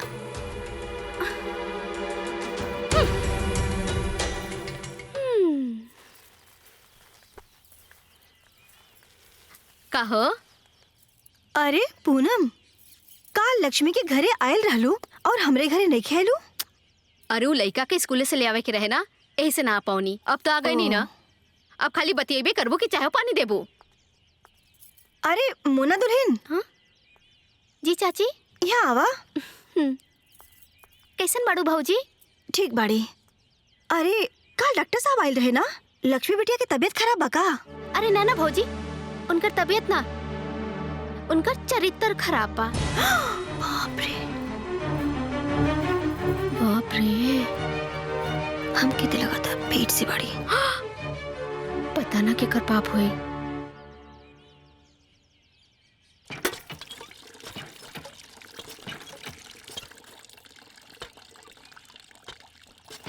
आजकल लोगन के पहचानल मुश्किल बा छपरा वाली भौजी।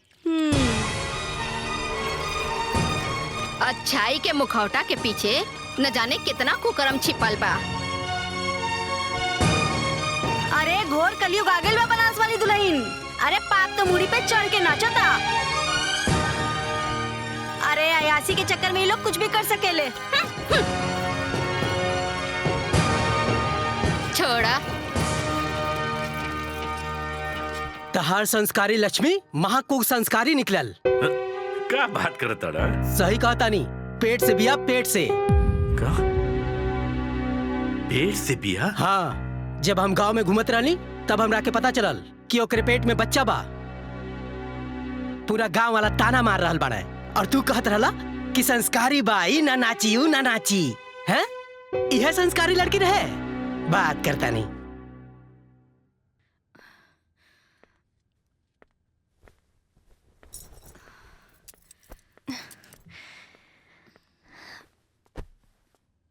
डॉक्टर साहब, सब ठीक तो बा ना?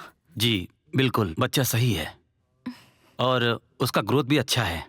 थोड़ा सा विशेष ध्यान देना पड़ेगा, खान पान का, रहन सहन का, मॉर्निंग वॉक, एक्सरसाइज, ये सब पर विशेष ध्यान देना पड़ेगा। और मैं इसके लिए थोड़ी सी कुछ दवाइयाँ, विटामिन्स लिख देता हूँ, उसको सही समय पर खिलाते रहिए।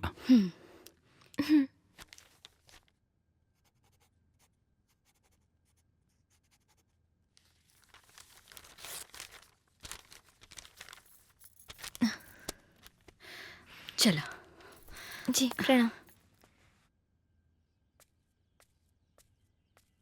चल बेटा, कुछ खा पी ला, स्कूल के टाइम हो गई। चल।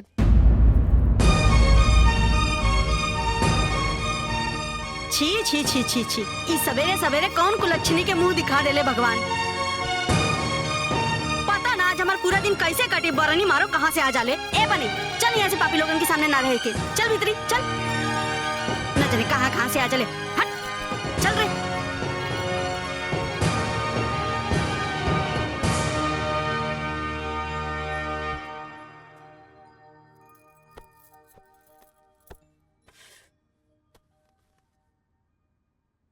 पूरा दुनिया मुंह पे थूक रहल बा, लेकिन भाई के तो कोनो फर्क नहीं के पड़त। भाई बहन के ऐसन प्यार के मिसाल तो पूरा दुनिया में ना मिली। उ नीच पेट में पाप लेके ऐसन घूम रहल बाड़ी कि जैसे कोनो मेडल मिलल बा। ओकरा जगह पे केहू दोसर रहित तो अब तक ले जहर खा के मर गइल रहित, लेकिन वो बेशरम कहीं के। छी छी छी छी। का भेल बेटा? होई का, एगो नाचे गाए वाली अपन मुंह काला करवावे और नाक कटे पूरा खानदान के। ई नीच की वजह से ई घर के सुख चैन सब खत्म हो गइल बा। हाँ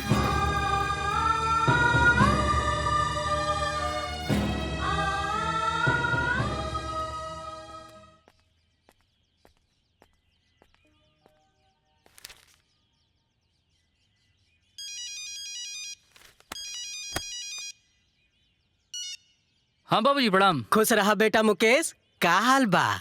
एकदम बढ़िया बा बाबूजी। जाता रहुआ बताई आप और माई कैसे बनी जा? हमनी ठीक बानी जा। बेटा मुकेश, कुछ कहल चाहत बानी, ध्यान से सुनिह।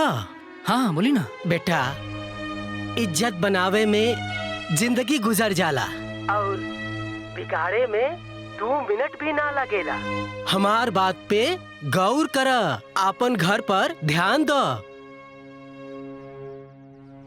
प्रणाम बाबूजी। खुश रहा बेटा।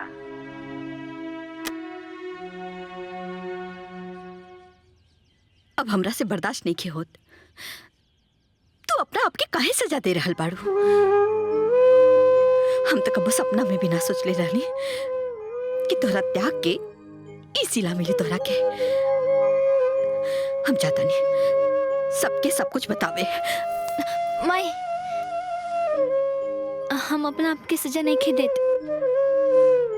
हम बस उषा दीदी के दिहल वचन निभावता नहीं, और हमरा कोख में उनकर बच्चा पल रहल बा। ये बात केहू के पता ना चले के चाहे। अरे जब वचन लेवे वाला गायब बा तो केकरा खातिर वचन निभा रहल बाड़ू? आज गायब बा ना माई, लेकिन काले आ जाई तो का जवाब दे कि गायब रहला ए वजह से हम वचन भंग कर देनी। और ये मत भूलो माई कि आज मुकेश जिंदा बाड़ा तो बस वो लोग की वजह से।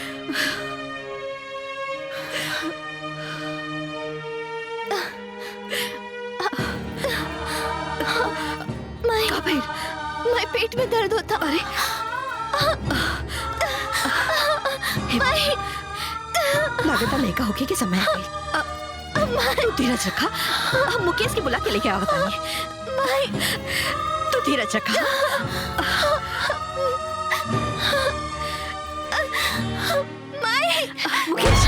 मुकेश बेटा, लक्ष्मी दर्द से तड़पतिया, लागता बच्चा होके वाला बा। चल अस्पताल लेके चल। रुका, हम भी पेट से बानी।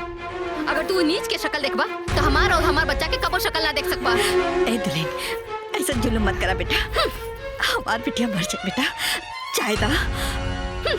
हमार बला से काल मारे के बाद आजे मर जाए, कम से कम बदनामी से तो पीछा छूटी।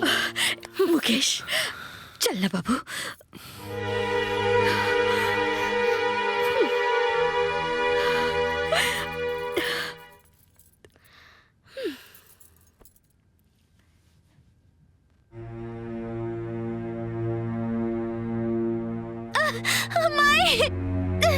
माई जल्दी आओ।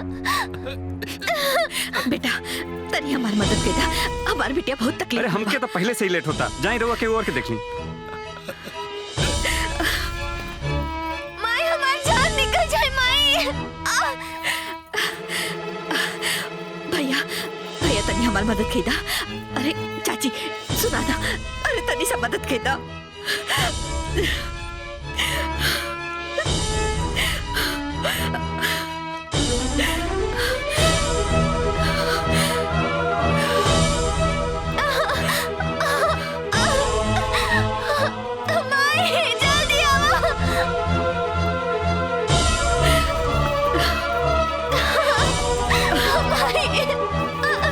लक्ष्मी कुछ ना हुई।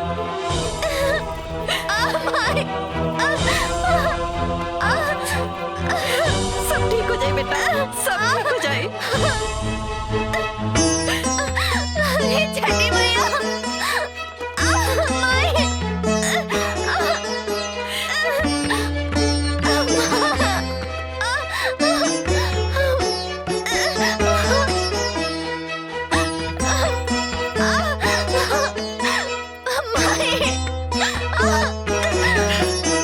छठी मैया, इधर कैसे न्याय बा? हमरे बिटिया के साथ इतना अन्याय हो रहा बा और तू चुपचाप देख रहल बाड़ू। हमर बिटिया के मदद करा, हमरे बिटिया के मदद करा।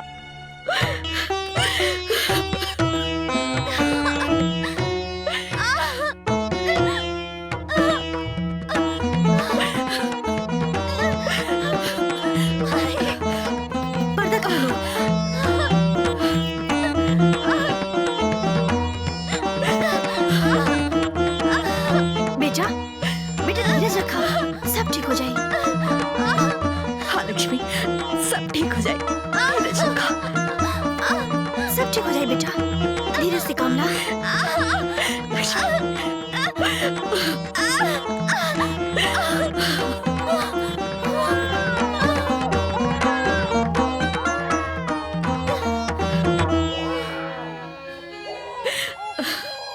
लक्ष्मी, पुत्र पैदा भइल बा। लक्ष्मी, बेटा भइल बा।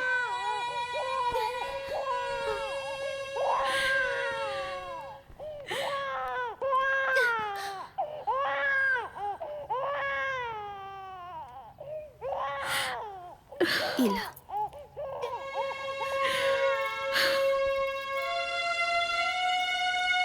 लक्ष्मी, हैला कान में बांध ला। काहे कि ऐ समय कान में हवा ना लगे के चाहिए।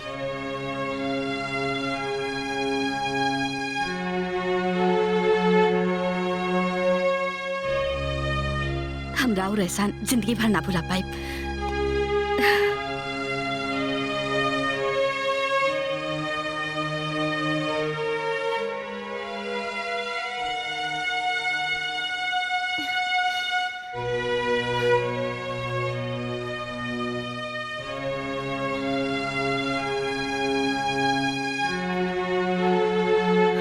आराम से। हाँ,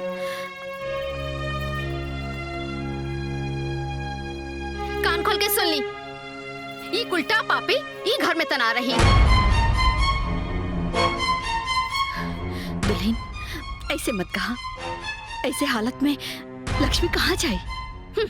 कहाँ जाए? काहे? ओकरे लगे जाए जेकर पाप तू लोग ढो रहल बाड़ा।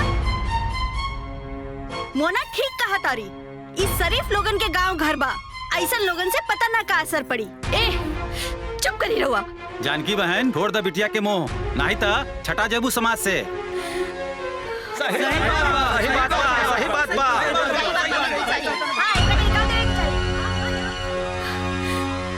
मुकेश, बर्दाश्त करे के भी हद होला माई। ई कलंकनी की वजह से आज हमनी की इज्जत माटी में मिल गई बा। जमुना के 2 पैसा के औकात नहीं खे, उ सब आके हमनी पे हंस के जा रहल बा। चुपचाप बोल दी कि एजा से निकल जाए, ना तो हम एकरा के धक्का मार के बाहर निकाल देब।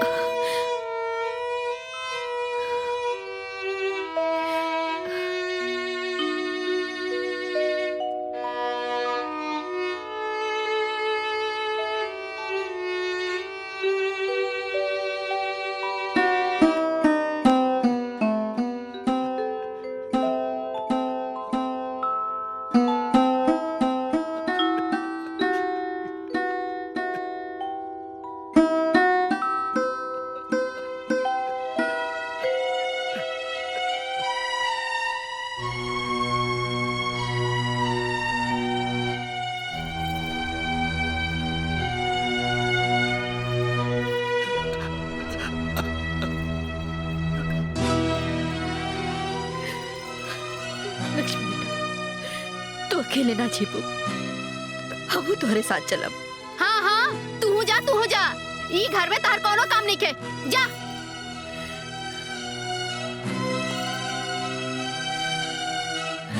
अरे रुका, इनकरा के भी ले जा। दिन रात गोड़ छोइया और खूब आशीर्वाद लिया। ये पहेज के सिवा हमरा से ना होई, लेके जा।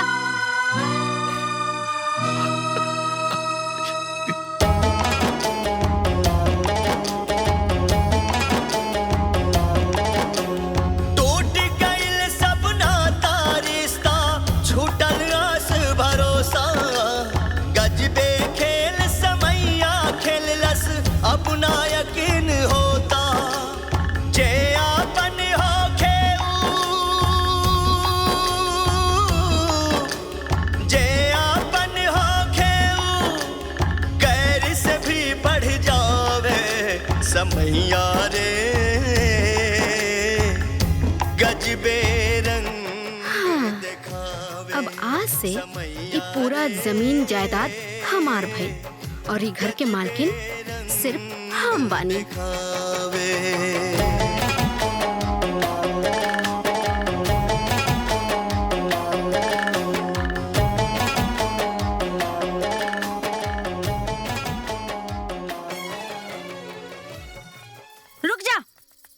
देखा आ गई कुलछनी। लगत अभी मोहल्ला छोड़ के जाए के पड़ी। ठीक कहा तारू दुल्हन। आलोक साचे कहेला कि एगो मछली पूरा तालाब के गंदा कई देले और तालाब के साफ रखे खातिर मछली के निकाल के फेंक दिया जाला। खुद तालाब अपन जगह चेंज ना करेला। अरे जाए तो भौजी, एकरा में लाज शर्म होई ना तो खुदे जैसे चल जाई। ठीक कहा तारू, चला चला। तू लोग के 10 बार कह चुकल है कि हमरा से कौनो मदद का उम्मीद मत रखे, फिर भी चली आवली।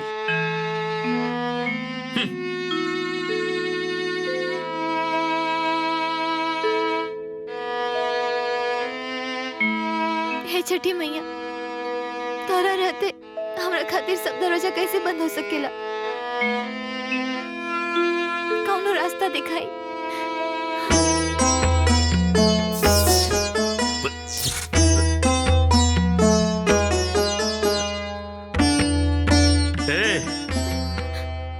एक मिनट रुक जा।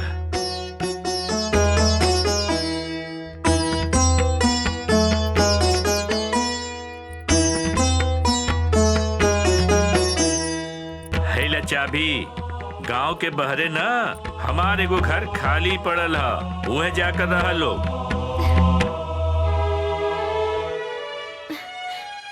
सेठ जी, राउरी उपकार जीवन भर ना भूले। ठीक है ठीक है, बाकी हमसे और कोनो उम्मीद मत रखिए लोग। हाँ तो पता नहीं हमारे दिमाग में का हो गल कि हम तोरा के चाबी दे दिली। जा यहाँ से, अब जा।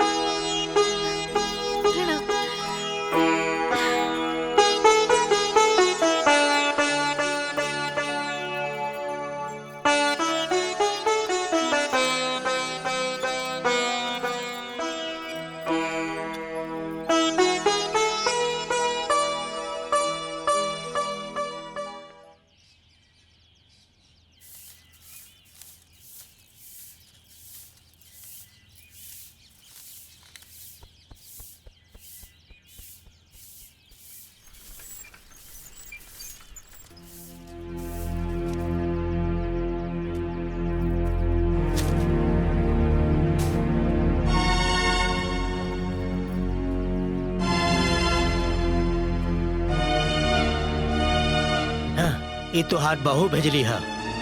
अब कहले बाड़ी कि लक्ष्मी के हमारे घर में कोनो सामान ना होके के चाहिए। दिवाकर, तू कौने जन्म के बदला लेला हमरे बिटिया से? हमरे बिटिया की जिंदगी बर्बाद कर देला। भगवान करे कि तू बर्बाद हो जा। देवाकर जी के कहे दोष देता रो माई, जो अपन ही नसीब खराब बा। चिंता मत करो, छठी मैया सब ठीक कर दी है। हमके पूरा भरोसा बा। मैं हम कोनो छोट मोट नौकरी ढूंढ ले ताकि बाबूजी के दवाई के खर्चा और घर के खर्चा हम निकाल सके। तो चिंता मत करो।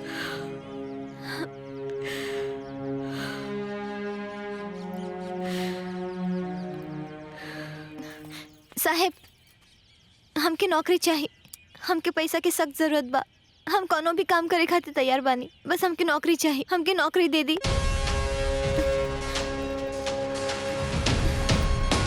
ई का करता नहीं साहब? फिलहाल तो हमरा लगे ये वो काम बा। हमके खुश कदा रकम जन तू कहा।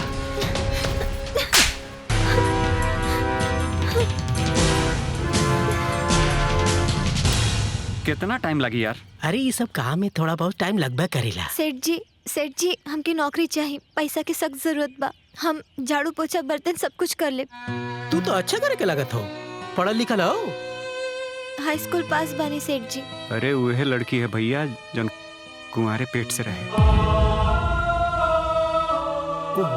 चला चला बाद में यहाँ बन काम हम नहीं खे। मगर सेठ जी हमके कहा दिली एक बार जा बन काम ना बा। गाड़ी में कुछ तो प्रॉब्लम बा, रह रह के बंद हो जाले। अच्छा, और हवा पानी सब ठीक बा ना? हाँ एकदम हवा पानी सब ठीक बा। चलो ठीक बा, शाम तक बनवा दिया। हाँ बतावा। पैसा की सख्त जरूरत बा। हमके नौकरी चाहिए। हम कुछ भी काम कर ले। ये काम कर ले बू? जी अच्छा 1 महीना का काम बा बिल्डिंग में। तो 1 महीना कल ही है तो हर जौन भी पगार हुई हम दे देब। ठीक बा, जा कर जा।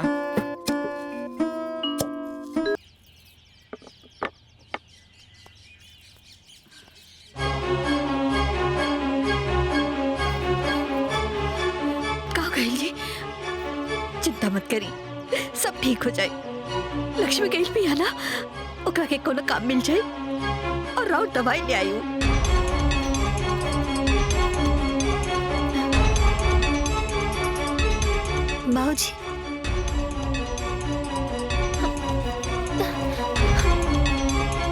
बाबूजी, बाबूजी की दवाई के इंतजाम हो गई माई।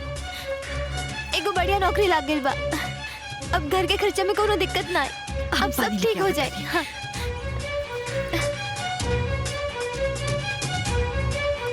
माई जल्दी। हाँ बाबूजी।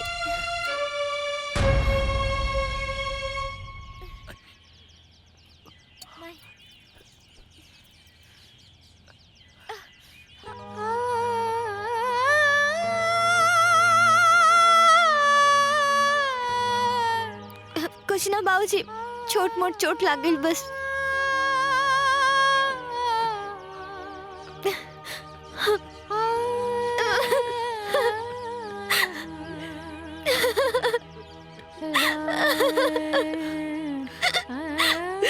का छठी मैया, तोरे भक्ति के ये सिला हो जोन हाथ मेहंदी से लाल होके के सपना देख ली हो, उहे हाथ ईट पाथर के चोट से लाल बा।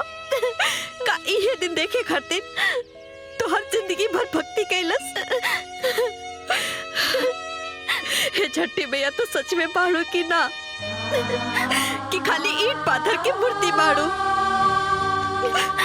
जो दुनिया तोहरा के देवी की दर्जा दे रहल बा। चुप रह माई, एक का बोल रहल बाड़ू? छठी मैया के शक्ति पे शंका मत करो। तो बस हमने की परीक्षा लेता रही, ये दिन जल्दी बीत जाए। हे छठी मैया, हमरा के माफ कर दा। हमर बिटिया के दुख हमरा से देखल नहीं गई। हमरा के माफ कर दा माई, माफ कर दा।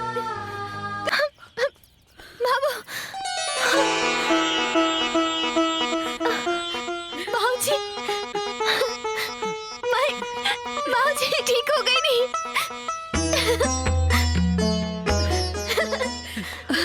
अरे रुआ ठीक हो गई नहीं?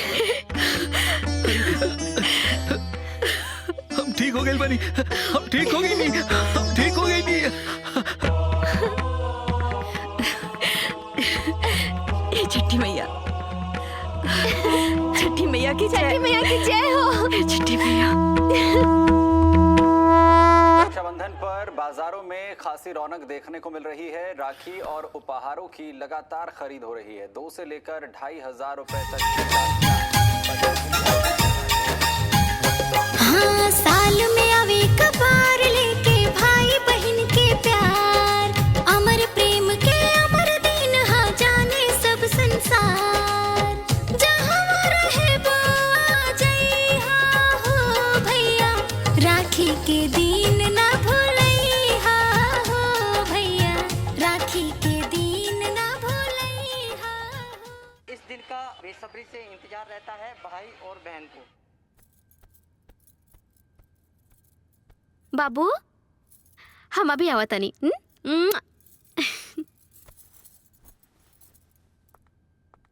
बच्चों के लिए कुछ खास राखियां हैं, आप जो तस्वीरों में देख पा रहे हैं जो बहनें हैं, क्योंकि 3 दिन का अवकाश होने के चलते कुछ बहनें हैं अपने कह सकते हैं काहे ओकरा बारे में सोच के रउआ मूड खराब करत बानी? हम के अपन चचेरा भाई के राखी बांधे जाए के बा। रउआ हमारे साथे चली।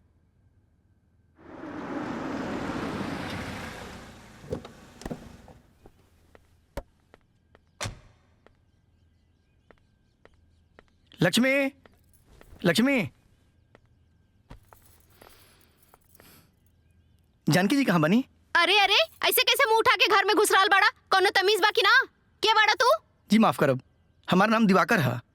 और हम लक्ष्मी जी जानकी जी के परिचित हैं। परिचित? लक्ष्मी कहाँ बड़ी? ऊ कलंकनी से हमनी के कोनो रिश्ता नहीं खे।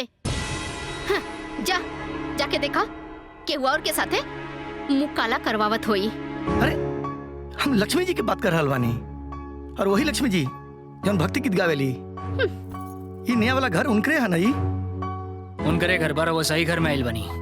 दुर्भाग्य से उल्टा हमरे बहिना, लेकिन ओकरा के हमनी के घर से बाहर ही निकाल देले बनी जा।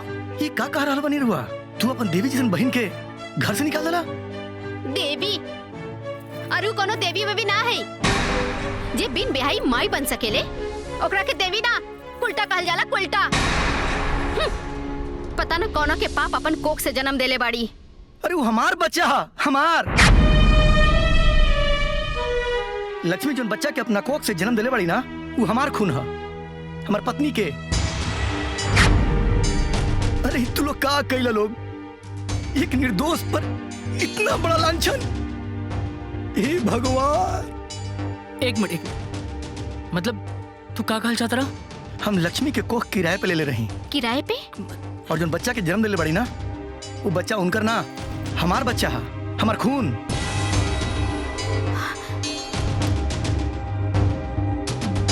तू अब कहीं सरोगेसी की बात तो नहीं करत? हाँ, तू सही समझ रहल बड़ा। सरोगेसी, हम वही सरोगेसी की बात कर रहल बानी। लक्ष्मी हमार बच्चा के सरोगेट माई बाड़ी। ये तू का बात करता रहा? दीदी सरोगेट माई काहे बनले? लेकिन तुहर जान बचावे खातिर, काहे कि तहर ऑपरेशन खातिर 10 लाख रुपया की जरूरत रहे, और हम सरोगेसी के बदले उनका का 10 लाख रुपया देले रही। और आज जब तू जिंदा बड़ा ना, आज वही पैसा के देना।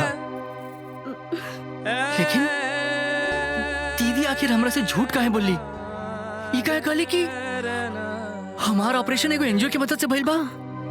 शायद वो हमार पत्नी के दिहल वचन तोड़ना पहली।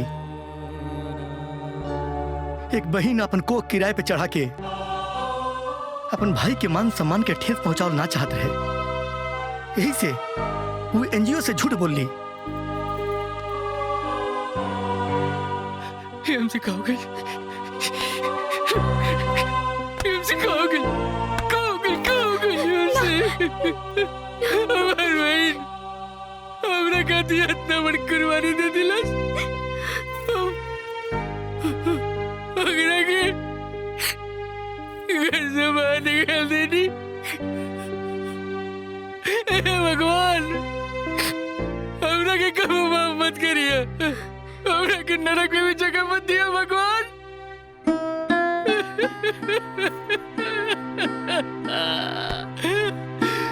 नरक में भी जगह मत दिया भगवान। समाज में गलती हो गई बा।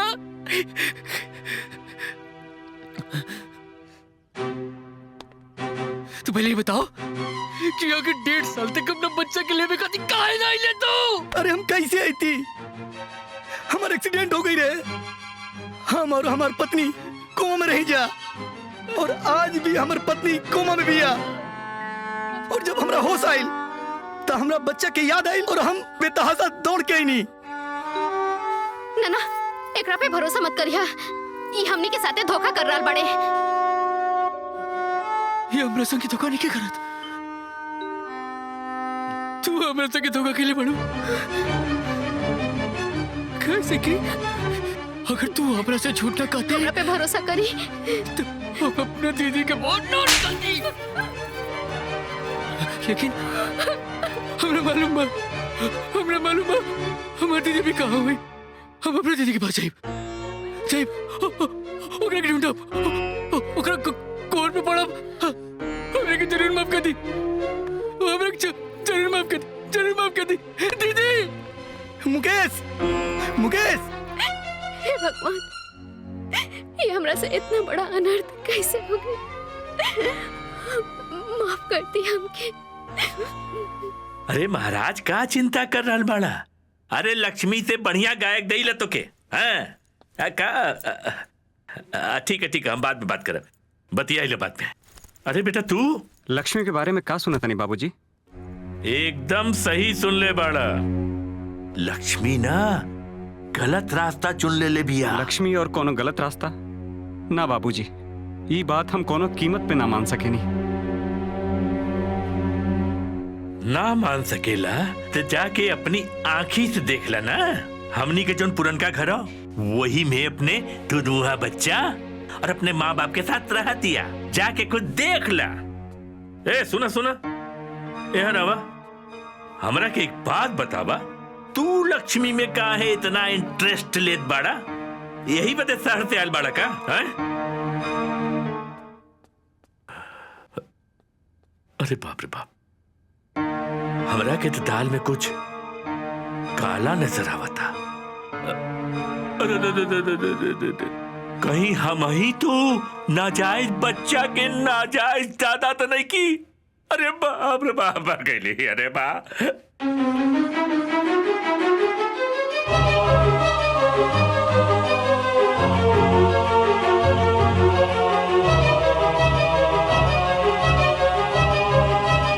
साल में आवे एक बार लेके भाई बहन के प्यार, अमर प्रेम के अमर दिन हो, जाने सब संसार।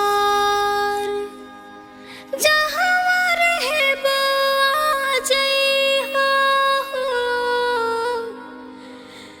राखी के दिन ना भूलइहा हो ये भैया, राखी के दिन ना भूलइहा हो।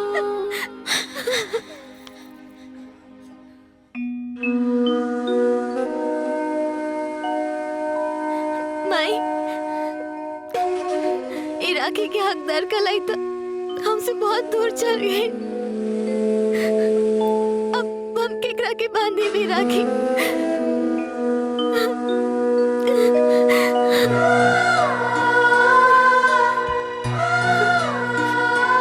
हाय के कलाई तो राखी भी सुना बदी थी। बहुत देर राखी।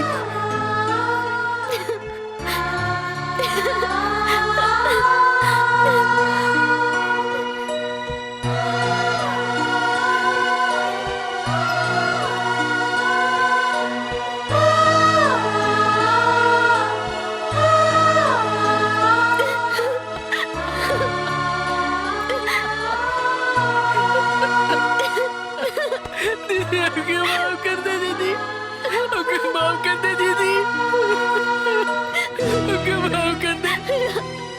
हमसे माफ हो गई। तू हमारी जान बचावे खातिर हमारी जिंदगी दांव पे लगा देली।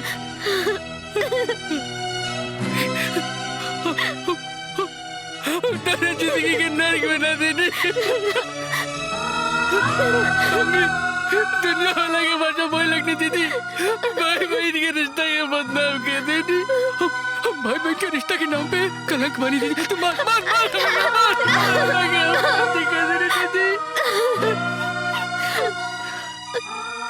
बहन के रिश्ता का थी कलंक मानी। अल्लाह की बहुत बड़ी गलती हो गई। मत बोलो। हमने नींद भाई ना क्यों दुश्मन के भी न दे। ऐसे मत बोलो।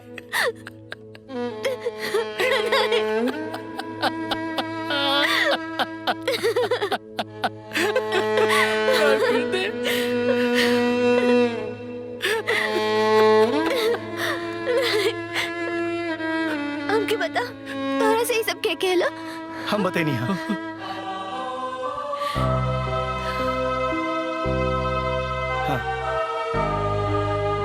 दिवाकर जी आप? हाँ लक्ष्मी, ये बहुत लंबी कहानी बा।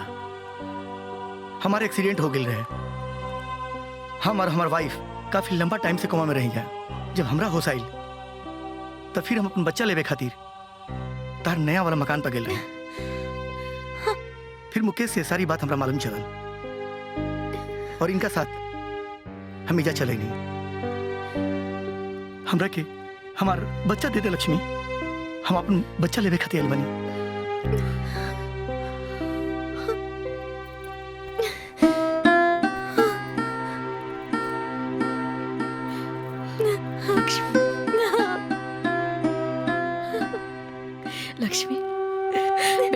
और के अमानत से मोह कैसन देता देता।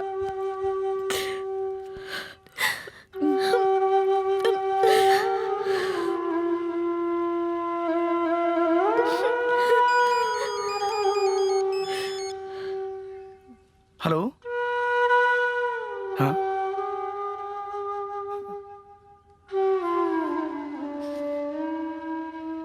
हॉस्पिटल से फोन आइल बा। उषा के होश आ गइल बा। डॉक्टर बतैला खा कि वो बहुत कम समय के मेहमान बड़ी। वो अपन बच्चा के एक बार अपन सीने से लगाओ चाहता रही। बच्चा दे दा लक्ष्मी।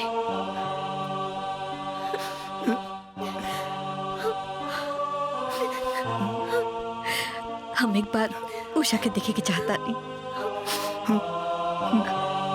आओ लक्ष्मी।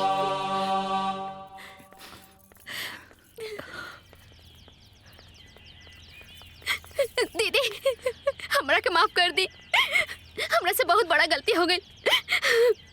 जौना दीदी के हमके रात दिन आरती उतारे के चाही, हम ओकरा साथे इतना बड़ा पाप कर देले। हमर सुहाग बचावे खातिर रउआ इतना बड़ा त्याग कईनी और हम हाथ जोड़ा तनी दीदी, माफ कर दी, माफ कर दी,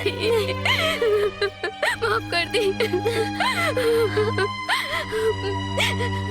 माई माई हमरा के माफ कर दी। माई हमसे बहुत बड़ा गलती हो गई। माई माफ कर दी, हमके माफ कर दी।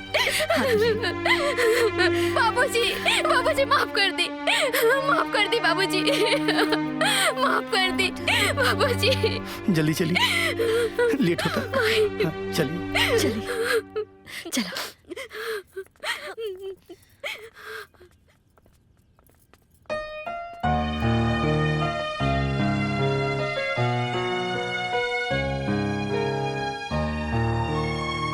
उषा, अपन मुन्ना उषा,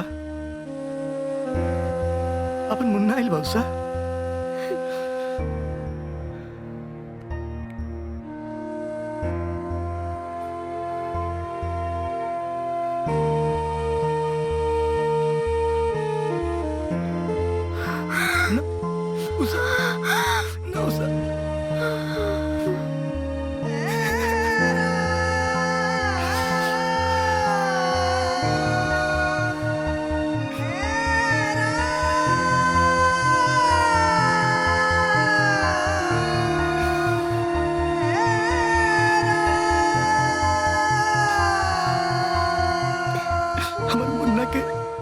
नसीब में ओकर माँ के नाम उषा ना लक्ष्मी बा। अब से एकर माई तू ही बड़ो और एकर लालन पालन के जिम्मेदारी अब तहरे बा। जिंदगी बहुत लंबा बा, हमार बात माना। तू केहू के हाथ पकड़ ला लक्ष्मी। लक्ष्मी, हमके आज भी तुम्हार इंतजार बा। अगर तू हमरा के अपना लायक बुझता तो हम पापा से रिश्ता के बात करी। हाँ हाँ कर दो लक्ष्मी बिटिया। शायद छठी मैया की यह इच्छा होके।